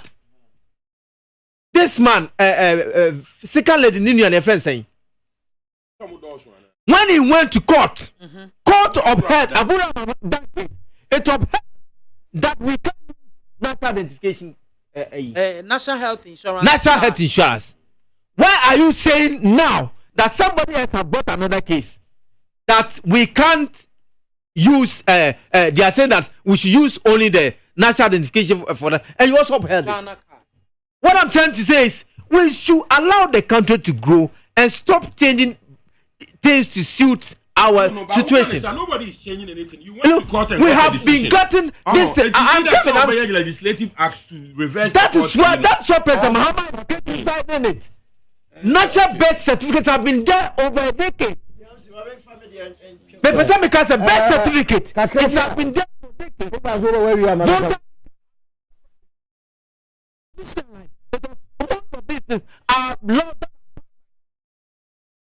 Because of self-seeking interest, you overrule them. And the crowd when it's standing orders cannot be powerful than the constitution. No, it works under the constitution. Ben can say because standing orders. I'm saying clear from the constitution. Ebio, Bedin catch was a judge at the Supreme Court and as a lower court. No, Omo gongo here cases. A nipa the timbre of justice. I like no them say you parliament or ano tam nasem court. Se munima se mame. And a court no shall asem no say the second deputy speaker of parliament. Ebetimi vote. Na me. I had agreed with that position before they even went to court. Second deputy speaker no. Ya nto abama no obekwa say ongongo tena say abatu oba mo on to be mad the people of Bekwa wo. And this is what wo na Bekwa for e person obo voice. O person the people of Bekwa ye to on voice a wo say ye tuma wo say kosi anem no. Na wo nto aba no bia na eye lacuna we ye yinim. To o ma solve a o ma solve. Ye ma ye nyina ye hu say the judges are doing their best. So man, bibia enye year. There are checks and balances. Ubetumi asanso contest without criticizing them unnecessarily. I don't yet. Meda say. Change the structure of our democracy. What is stopping? What I'm saying is, if we think that now we want the deputy speaker to vote, they will have to point a person who is not an MP. That also come with a cost. One approach, no, there are protocols. No, the point is, it also come with a cost.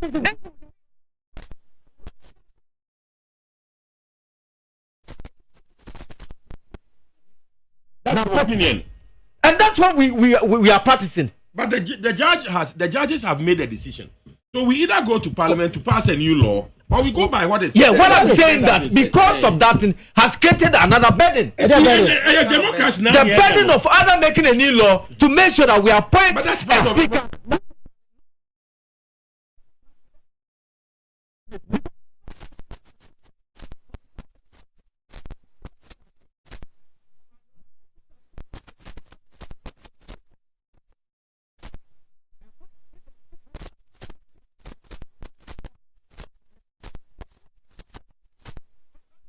If you want to reform the law,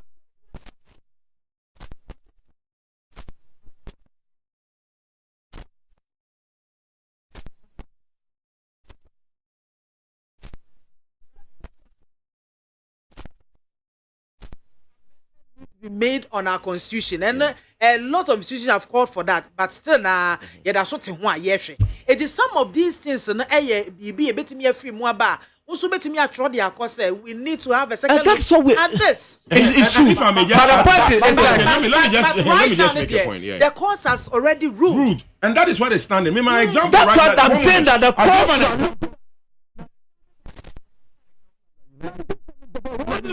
Wait, after 50 years they changed it. So what are you talking about? Yes, I did 30 years into the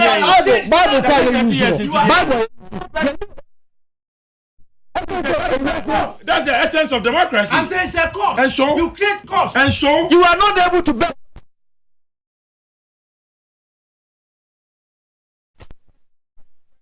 Memfa omanfo adwen check akra omde aba memfa ento aso na fe yenko yen enim comments Pillar 2. Congratulations to His Excellency Nanado for 15% cola. Ayiko, well done. Regards to Mr. Boachie Jako, our next president. Comments no Akim and Tim James. Hey, where they are Joseph Achano say, Mama, you are confused. Desperate for power, but Ghanaians know your record. What exactly new thing are you bringing on board? The tactics man watching you live and clear inside Amakum Kumase. Walanyo Akwetia, former president's comment about the judiciary is even dead on arrival as someone who was once in charge of the country and wants to become the head of state again. He should come out to eat a humble pie to save his image when he knows that posterity is alternatively working on him. Pedroa Medina Cruz. Hey, live and clear inside Indianapolis. Kumasi. Hey, Tanoso. Akwesi Kisiko Gomuan crime.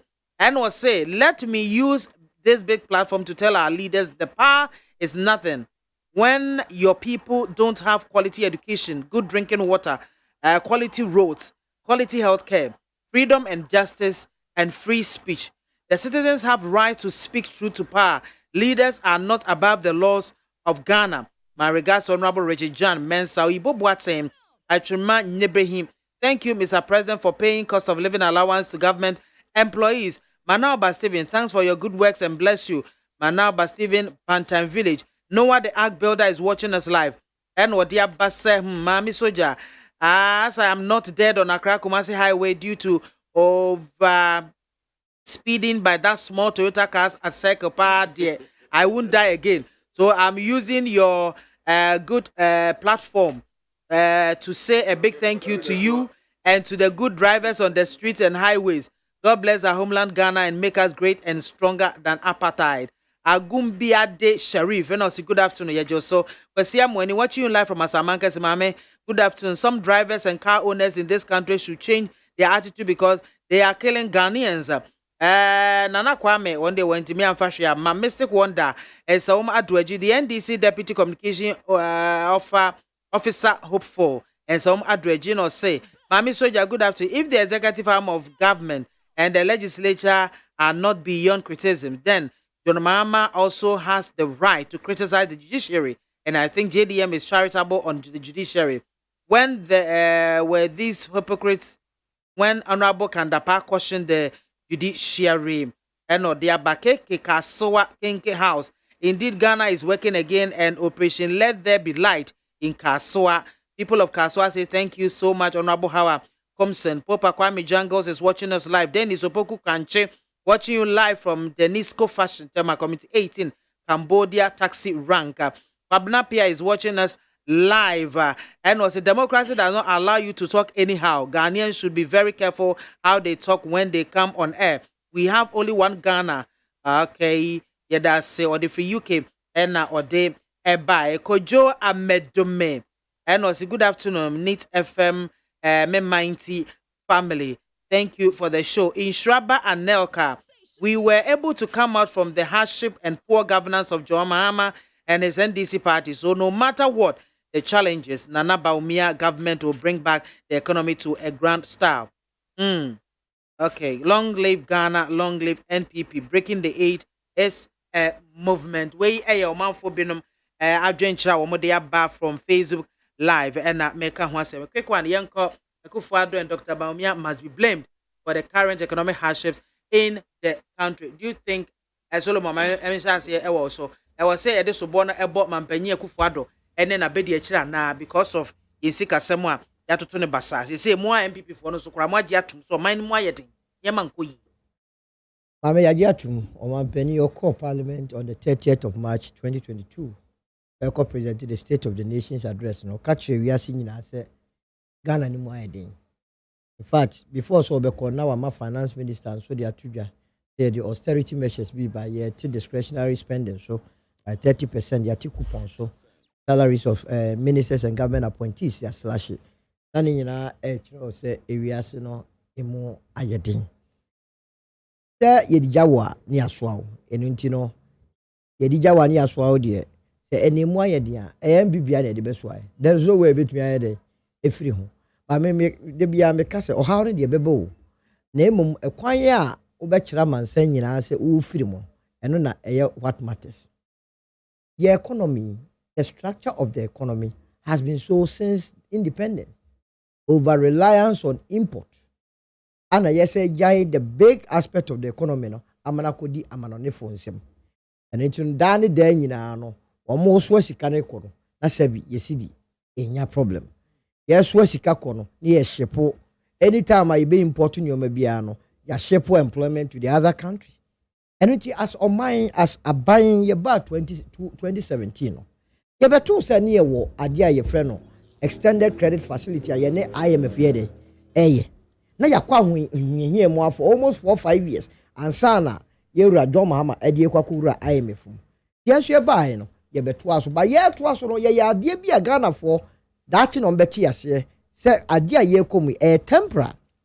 Ye buy ya ye the IMF project and as a policy so no. And ye said to introduce a dear friend transformational agenda 10 points. Na anwashi. Not just obey his car or dear man be a mouth fire. Transformational agenda 10 points. 10 point agenda. Me baba catch one who dear ya because of time. time on say me bobo ani na woni ta o la so betu be ye wo busa question ka we I don't think you will sell fire import bill, for instance. Your crack car ne pass dodo. Now I was here pekwan bia ye betisho. And then ma you could introduce your friend the automotive development policy.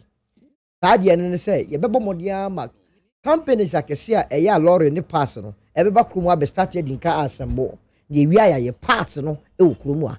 To hwa this automotive development policy na as a plan by no. Me ne o ka say nya nisin wa ha yenya Toyota awa yenya VW ene de keka ho omo ba yenya no na ye target ni so mbe ye parts no because you krom a ye magazine for ha ye wo aboso kan ye wo artisans say omunya that needed pusher enyomo mbetumi aye no ambiema ebeburu adwene ne ntiase so ene na be ka cho say nro ya rural entrepreneur ene Toyota for assign memorandum of understanding na omuba be boa ma spare parts no aye ho adwuma because the 1.6 billion dollars worth of vehicles in parts are import every year no o half no kra no a ye forex no beto no 1.6 billion dollars annually spare parts and automobile what you say ebio ye ba no na ye hu say afibia no ye credit no be $700 million into this country e dia na ye san ye free be strategic anchor industries.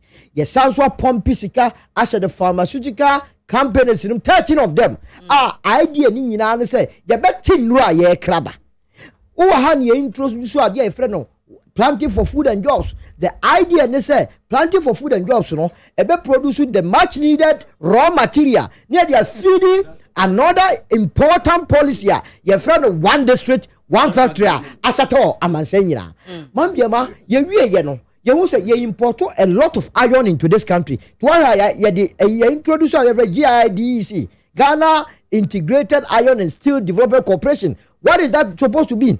Ye okroma na Chinese for Bible start mining bauxite for 6 consecutive years almost the be omo mine omo boka omo obeko takrade port na omo swa mangani ayi bauxite de kwa na eko aso omo peso mgu Ghana. Say ye steel and iron or ha. A better than Yashipusa box at Traco. And into a buyer or think or do can a catch yes, we are. The idea of it, they say, you bet my iron and steel or krumha. Petrochemical and now Ukraine seeming, yes, so fertilizer. Menoka say Yashasia, yeah, be your fertilizer or krumhan more. Amaya tea. Oh, yeah, Oko company, my friend, farmers hope. Oh, Kumasi. Fertilizer or more produce. You see, and you may be cost of krumha and go for. O say Eliza dey produce soprano. Mama company dey go I hope farmers hope. Oh na me member me to be compost and aso mo. I say Eliza can compost and answer the and the farmers hope e Kumasi. Managing director that man. I was trained as a land economist. Me nye too much into chemicals. Obebusa me chemical, me ma chemical bi na react here. Mama company. How did you know say mo produce fertilizer? Me never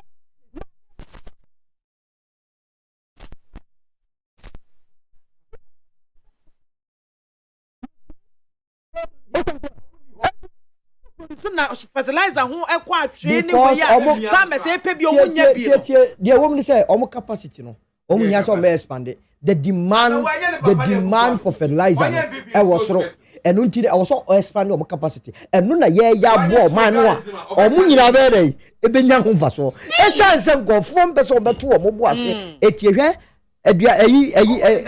palm oil what you say? I don't know. I am Malaysia economy. Ya said that I program and policy. Ye encourage investors into that sector. I want hefa. Oh, palm oil. I want he quite. And I say hefa. Oh, they say I programs and policy. Program mobile 6 years in it. Programs and policies been 1 year. Our palm oil industry. And 1 gallon. You turn 100 Ghana cedis. Untia some na ye can. Untia. I programs and policies. I step by step. Program now. It's programs planting for food and jobs by Ghana for you who say planting for food and jobs. You do bro. You do way. So at the end of the day, bro, fine. And what time now? What you don't come here? Me the back home. What do you mean be so? And one. First of all, Meba. adeɛ no wanyɛ comprehensive policy a wontumi nkɔ anim yɛayɛ policy afei na yɛroli at the policy ebio kyerɛ me bababa for food and jobs. so brother wo no see bi gere na mawolo o wo party kwa bi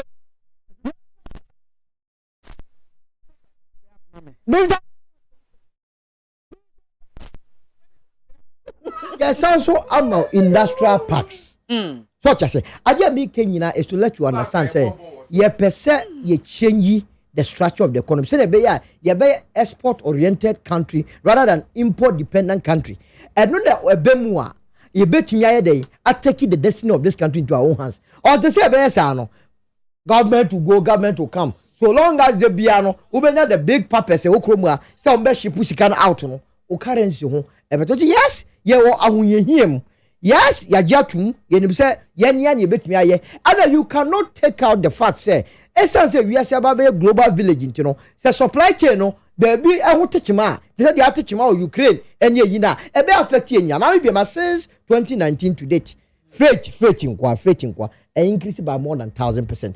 First per container na a free ebia China eba ubetua $1,000 no and ubetua be 5,000 to 6,000 and na wo mo ankasa so no cost of production wo krom no akosoro and into the free be imported inflation ti nyo man ankasa mra krom na ne boa den wo so kokoto bia na ne boa dey ade na dia ama ye economy ne kura no ayem hihia be mu a ye nyina so manfo no ti ase ne say me no ka say Fed the Federal Reserve of the US will increase the policy rate and between Africa and the American investor be a person in Sika Kubebia, Nasumba Jonomo, and Utina Amasa pressure for the first time in 20 years, and the euro and the dollar a pay. And into the Ghana for NTS, euro and dollar a pay. Say a face, a tempera, and your Diana. Now, one more about Becassi. Omuntu my policy alternative that. Yombeka Lamentation chapter 1 verse 2. Lamentation chapter 1 verse 2. I don't go on Becca. Evans Bajo. Ahuchi abey. Me meka say ya Ghana for ne amakwan. UK for emra ye wurakufu ado ketena papa nanim. O bi se na wo bi se bisa Solomon asamia ne ho popo na woka se wo offensive for knife na wo say eh na wo ntwa so for 74 oni asemi aka aban bae odinjumto ene edinbo se say university of Ghana wa se bi amo bi edin asumdue budget yenya asumdue budget ahonto budget Domo University ene ne ekeka ho but it's about policy omo present this year for policy alternatives. We will launch our manifesto in due time. We have given you the platform. Say nia wuni no fatu homa Ghana for hwe. Ghana wasase. Ghana we japade. Until we started doing the most domestication. Ye program ebeboa ama Ghana fo ankasa nyesika. Ama Ghana fo ho atomo. Na faso ba ye de atena Ghana aban we ba o so ntiase. Omo ba omo se ye the boss side ama Mahamania. Omo ba ese Ghana magana form kwa mo bibi bank. Na se Ghana ni bie banka mfaso ne ba o de tran na ban be gu ni hina. Nam 1 kokesua nim die bi se opese ogigi ska. Bank of Ghana monitor omo ba omo anto omo bo no be gu no wi a o se menya mra me de be prosecute nam 1. What say ye man krok nafi most of the things anka ye no Ghana with the following companies. Until labor crown, they have to import labor without any consideration to the local people. And I may want to see a dollar. I got 10 cedis. Oh, yeah, Sasia Ghana wo. Near my year between I bind the original, see a crown or see ye may caswa. Wabra ya wo kantanka via sen, dear na yan Ghana for the ayeno. Consideration ben ye the ama kantanka. By a kafa boni say ome compete Kantanka. I was thinking say ake will be your forecast. Let's give Kantanka the leverage, the privilege to improve himself and patronize the product of Kantanka. Me feel say about boy seed no. Wow, enti abani e koso ne de eye niema ye wura ba umia ake so boy ye lawyer ni ekufu ye nim so no ye lawyer. Enti economic management de onim wonim de na ba umia nso en. Or any thesis war election stolen verdict. How can you do economics? now thesis a stolen verdict and I said there's questionable economists and your course says yeah the wadani preacher you are kufaron so adani preacher say nia kono ne nsam abu na bemogu ye da manyame the message Ghana for say mama yinsi abotre 2 years per yeru mahama ekra so beba na waboa me asiesie ni ma gidigidi ni basabasa de ye fanto nchen ye soldier for de esra mo montena barras ehon na ye motena bia esra mo na mama ye hwe ne saa na I was trying to refer say in this fourth republic Rollins Abako Kufu Abako Mesa Abako obie ni ho oka bibi say there was attempted coup President Kufu Addo nkoano ye nyankrofu gina court na o se ye pese betu na ban President Kufu Addo nkoano voter regi pese otwa no ho imagination se na wo ka no junior hu enfra enya mabu anka wo bibi ya plan se ne man no bekoso. They say you are planning about 2024 instead of planning about the economy and consider projection. Baby, how the Ghana man economic abyssin, you are planning about how to hand over to an MPP government. It's near Kosono, near Otumi Yani Hunu. It's Mommy and Tuebo, near Tessiru mess, President Mahama, or Babano Bebo Ghana man. That's Soprano. Bami da si bebre na topic in person ka osisi. Kufuor and Dr. Bawumia must be blamed for our current economic hardship. Nyame shira oba. Asisi ano President John Mahama ka say yemfa Ghana brena ye breni nyina no ento President Kufuor Addo ene na bedi echi Dr.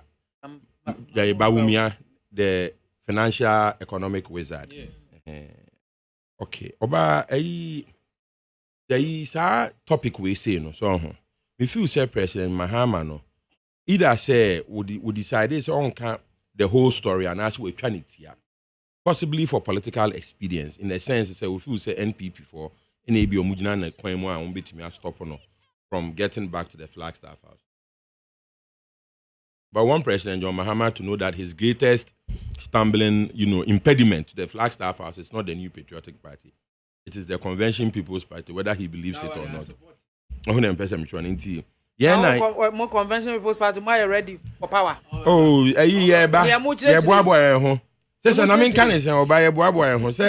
miracles do happen. Anyway, and the one miracles never. But BBC, so but the American say, indeed, problem na appear Ghana for also see our economy na are difficult. No, it isn't just the fault of President Kufuor Addo, any Vice President John Mahama. So a Vice President, and Vice President Bawumia, Dr. Bawumia. So problem no, shall see a check. And cranny the war now they are 2 years. Problem is starting free President Kufuor Addo. So I'm not talking about President Nana Addo Dankwa Kufuor Addo. I'm talking about President Edward Kufuor Addo. 1969. Kufuor Addo papa. One Prime Minister Dr. Kofi Abufabuzia. I have a problem in starting free. And only say tama ye kuno. Ghana for Doctor a free fa any kotoka a kuno. So okay say after omuye kuno na a former President Kufuor Addo, Edward Kufuor Addo no, he was the advisor or a chief advisor to the your friend is saying no chief advisor to the a chairman National Liberation Council Advisory Committee on one E.N. Omabo on no see a Opebia house. So no more Opebia house for airport side one. To mumi photo na wo engineer wood book him. So anyway, enti the attorney say President Edward Kufuor Addo any Prime Minister Buzia Omoba and one of the first things Omoba is Omoba discontinue the 7-year development plan and CPP the at one ma and be factories in state farms in Yuma Bebre. So I say now one of the areas in the seminar a senior ordinary saying a senior Solomon a no can say or can or mention aluminium integrated aluminium strategy now must say NPP for most more. It was part of the CPP 7-year development plan. Our President Edward Kufuor Addo ebe touching here. at that time, oh, this is history. At that time, you know, now ye link the you saw Kaiser aluminum and a baye akosombo dam and omo baye Valco at the started aluminum industry, no. Intinia linking to Bui Dam. Later mo nipa mo bedi actually President Kufuor ebe nanka President Kufuor Edward Kufuor an say na kasa ne wa we nyina ke ye ne dada enti say ye no any pro any free President Edward Kufuor any Prime Minister Buzia ho no mo betena aso no na no mo toto pa aso no to ho ena hete ne ekosu he ena general ona se mo toto pa so ena General Ignatius Kutu a champon. Me krom ni free table. Mama and me David, but this is the story. David mama no see mama. Let me use my time. Excuse me. Me mama please. The American said, about mama 1 minute is difficult because you come to General IK a champon. So on also be mismanagement of the economy. Yentia any idea. You free on about a President Rollins PNDC. I want to buy operation feed yourself. And only a champon. Feed yourself was the highlight. Kenel Benasco. So, but the Akana ye any could be a coup d'etat President J.J. Rollins. But the American say President J.J. Rollins buy no. So, one of the key items I'll buy on Dr. Kwesi Boche. It's like they be about Dr. Kwesi Boche no. Nidinu because they decided to break the industrial backbone of Ghana. As some of your MPPA can the Atiani say. No, or mention it say we are spending $1.6 billion on spare parts. Vehicle. But the point they say all we need to do is to build a $40 million advanced machine tool shop. It me manufacture. Oh, mama no see. It me manufacture spare parts. Better na 8 years amo ye loan ane ho commission that mo nyenwie. So Mama Nusi. Mama Nusi.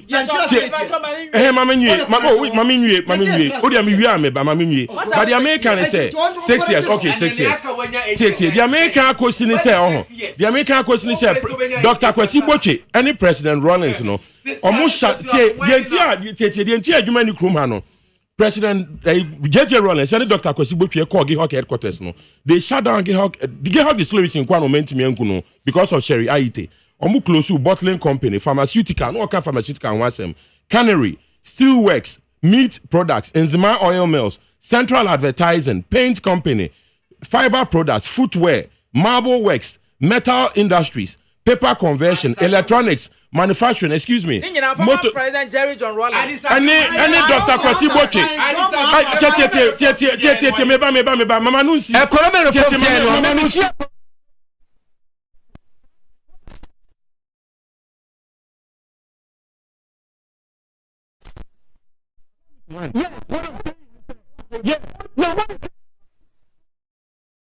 The American said there were 28 Gihok companies.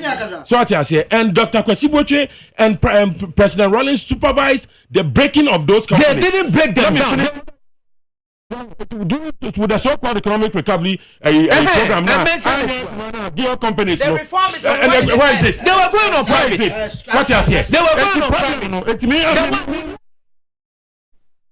I'm going to harass you so that you can make a point. Listen to me. Mama Nusi so the American say, "Enti sani ma we ni na na dia bedu pempen so ayedri." But me say time in here. One thing I want to say is that it appears to say the Forex Bureau regime no, it's not helping us. So what I say over here Sebi Nazamrama for street me dollars. I was asking about this. Say they think na government didn't mean crack it on sa black market for no. And almost say politicians no cross aje one afa. Omo gi anom dey scanner ma won. Trade it, okay. It's a no honum. Now, my news just in a sentence. No, me feel say one. Me who say president person here import substitution, planting for food and jobs. Now was part of it. 1D1F, a good faith effort. But me my him who say the Republic of Ghana no say yeah clear. Inflation here cost no near adini. Yeah clear. Na feeder routes no. Yeah the first class routes once and for all. Because I may catch you say since democracy, Fourth Republic, started here 1992. This year, 2022, 30 years no. So we check his car, the pumpy feeder roads every year. I could use to not the next year. I say near use to no. Adriani na I'm inflation, food-based inflation. Question is because a great minister Adriani na say we bush no. The government of Ghana should make a conscious effort. Say the roads, the feeder roads in this country are brought to first-class status, and I think it will go a long way to minimize the challenges now you're facing. Now, time in the hunty, that's here better to us. The coverage program. Who said? No, you run roll is buying. Now industry, sir, you run come as starting. Other people came. Yes. Omo buying, omo begun, omo nya. Why which government the go no ankasa? Oh, you are Edward Kufuor. Because a lot of Ghanaians know, former President Jerry John Rawlings at time, and now majority of government companies, corporations, yes, we privatize them. We privatize them. And now where are they now? Do you know something? A policy combination. You say in Nemano Ayabandia Nankoso. What can we do to make it better? Sadly, you're from a private man. It's a private person. No, it's a policy. You can fail. The point is you can fail or succeed. And some of them you deliver. And you're gonna. It wasn't privatized. You say other countries say almost a short human resource. Almost in Krakow, various countries. At the time, that's the decision. We decided, and it was even backed by the is it US? Not that they are going to privatize their government companies. So they wanted people to come and. Well, I'm saying that at the time we decided not to bring people, but decided to give it to a private hand, hoping that because the private to private hand. You divested it and sold it off. If you could run it off. Don't say how many of them?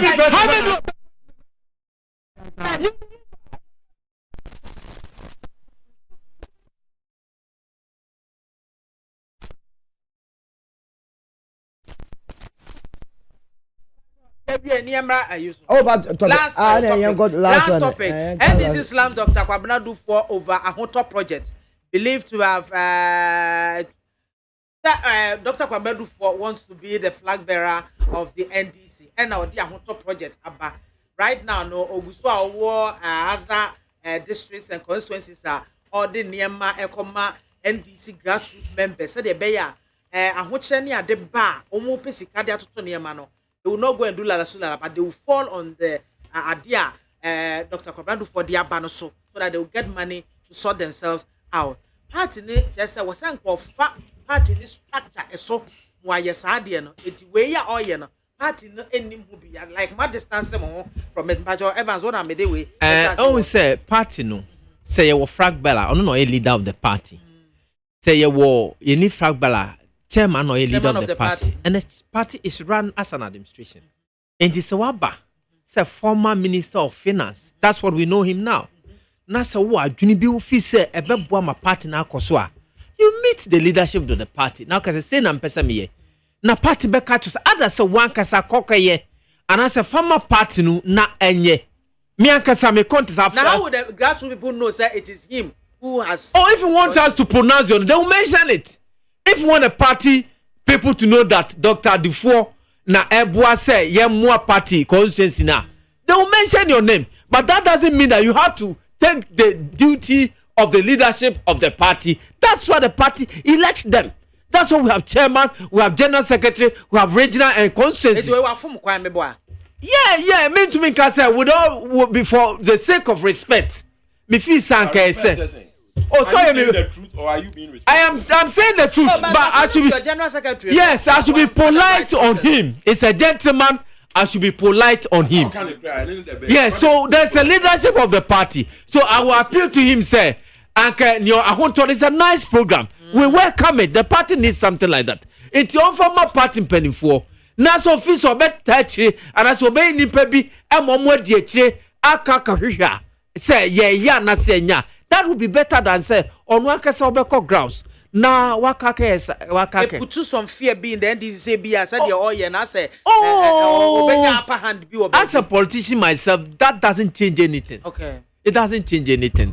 Party no say, when the party natana, omunimu. And yes, some crowbeka, what if your crown will be bolding? Say a person may say, you wait the any say, be so a person fragba, as a party fee say, Yadabamano, and Yahunto.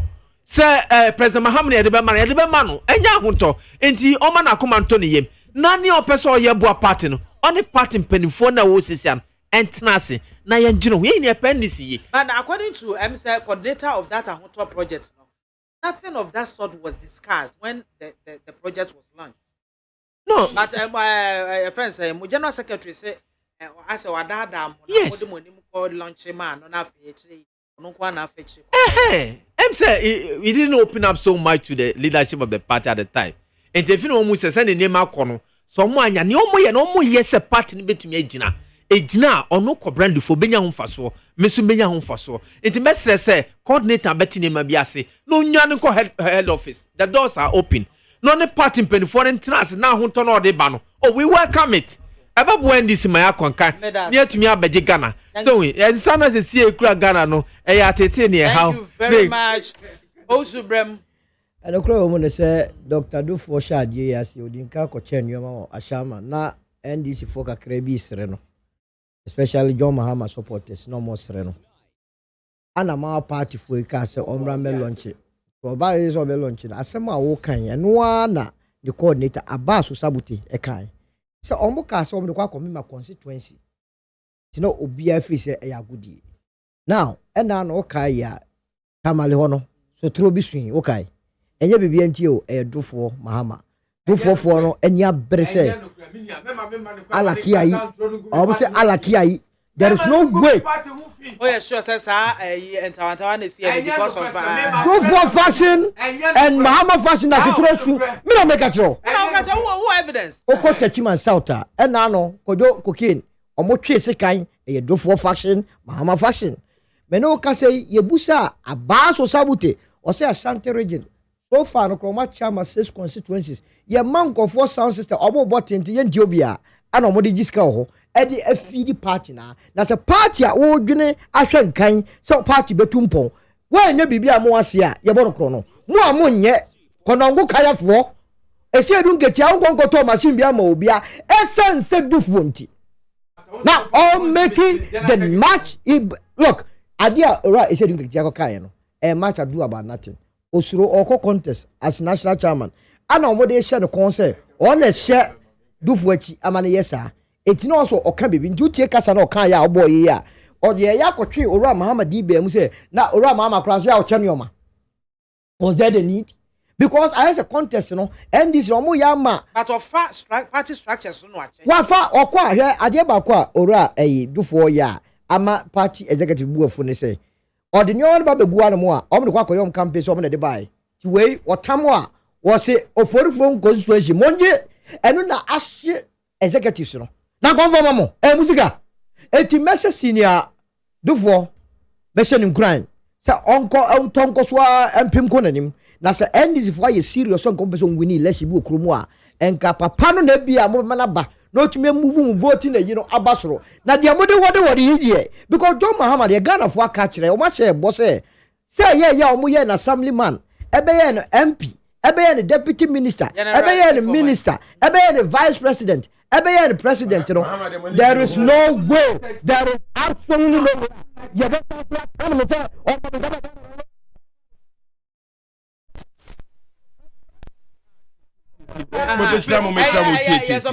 Oba the na mechanic say soprano Charlie tell mama mechanic tell na me more for chance see the mechanic say again briefly no me feel say asem we come abosio kan magazine for instead they say Ghana is spending 1.6 billion dollars for spare parts every year no all we need to do is build an advanced machine tool center we can manufacture most of the stuff here.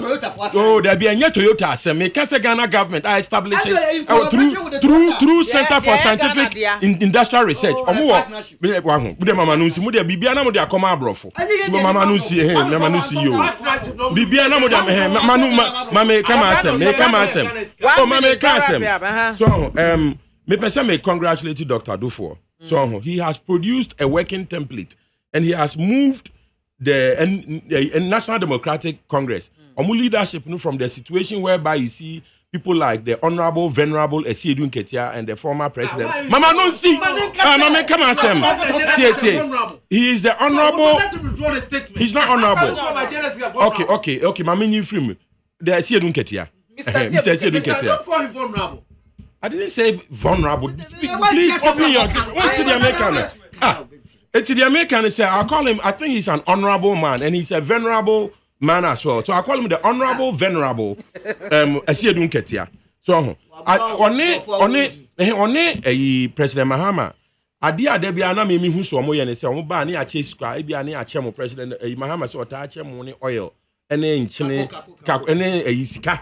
But Dr. Dufo or chere people how to fish, how to catch the fish. He has set as an example that all political parties should support. Apart from say and so more tent ene nkonya no more the han ye. Dr. Dufo no all expand and all political parties should take a lesson. One crop for the party constituency, almost set a pig farm, goat farm, small poultry farm in Kushia. No, they don't think like that. Professor Dufour's, Dr. Dufour's plan is working, and I congratulate him for that. And for me, it tells me, probably he's that missing person that the National Democratic Party has been looking for. He looks like he's a fantastic man who can do the job. So, I'm speaking my mind about the fact that our Ghanaian our qualities are expert. Onya media di eno kran manusi. Onya media di eno kran no. Oche ekwanya. Hey, oche ekwanya ye be fa sudi anya sika. God bless Dr. Dufo. Yet we have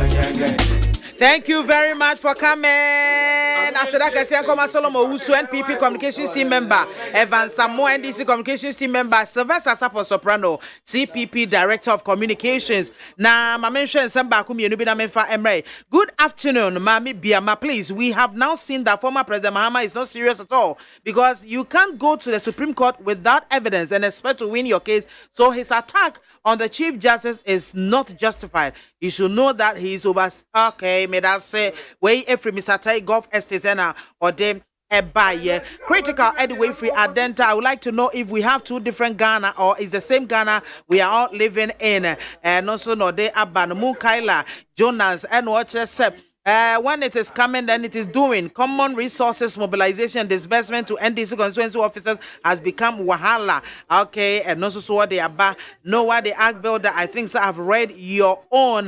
Manoba Stephen also the kind that BMZ one. So Mami Soja, it's time for our journalists to be cautious about their reportage. Look at what happened at Drobot this morning. We shouldn't forget what happened at Rwanda. Kwame Abekan La Paz, well noted. Kwame. Hi BMZ one. I salute you and your panelists. BMZ, we cannot build Ghana with a divided force, perception, backbiting, allegations, propaganda, emotions. Democracy doesn't mean democracy. And Odiaba. Good afternoon. Where Emmanuel Kwakuyamwa. Mami Soja, please tell desperate former president that he should stop making comments about the judiciary because same judiciary made him president in 2012. And also Edenedie Abba 0302243540. Fire Lady JM's comment against the judiciary is very unfortunate. In fact, a response but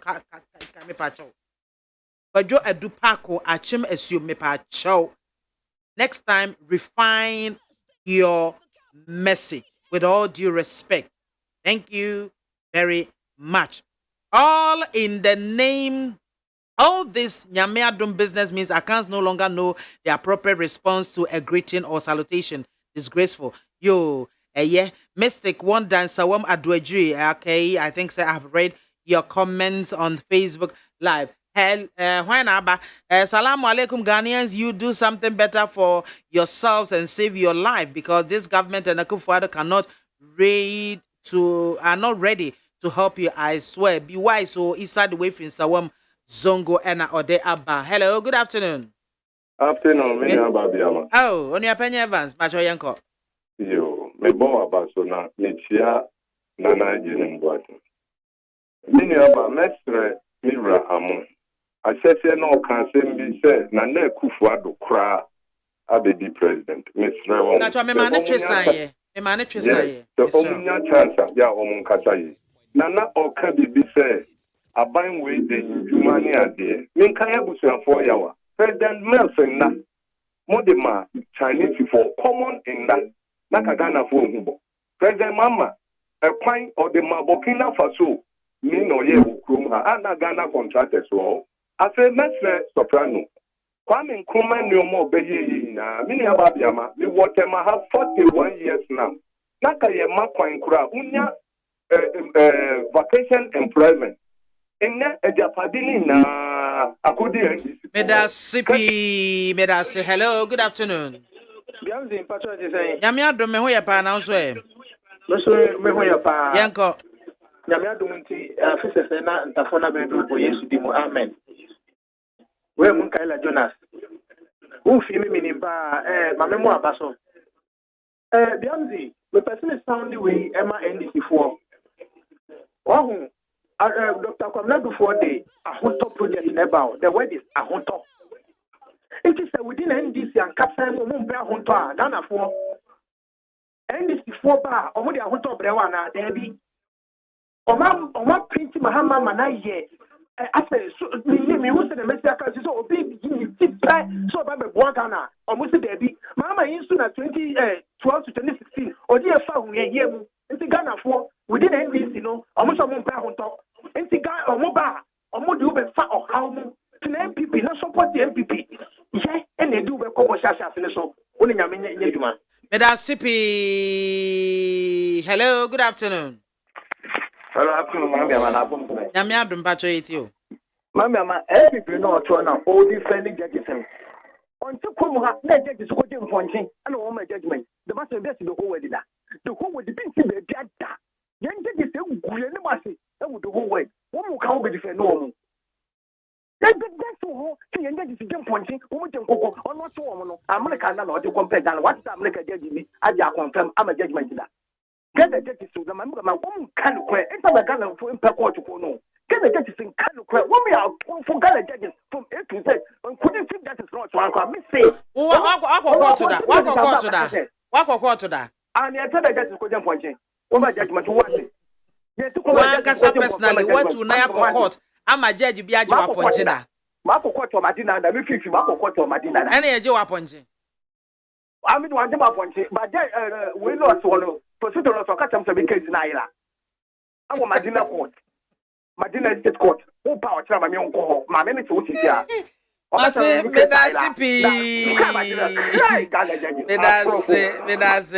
Medase, Edno. I was your fan, did you median in Abbey? As a dark as here, Encoma production crew, Jordan Miadomak, Jerry Osajuma, Isaac Osai Brobe.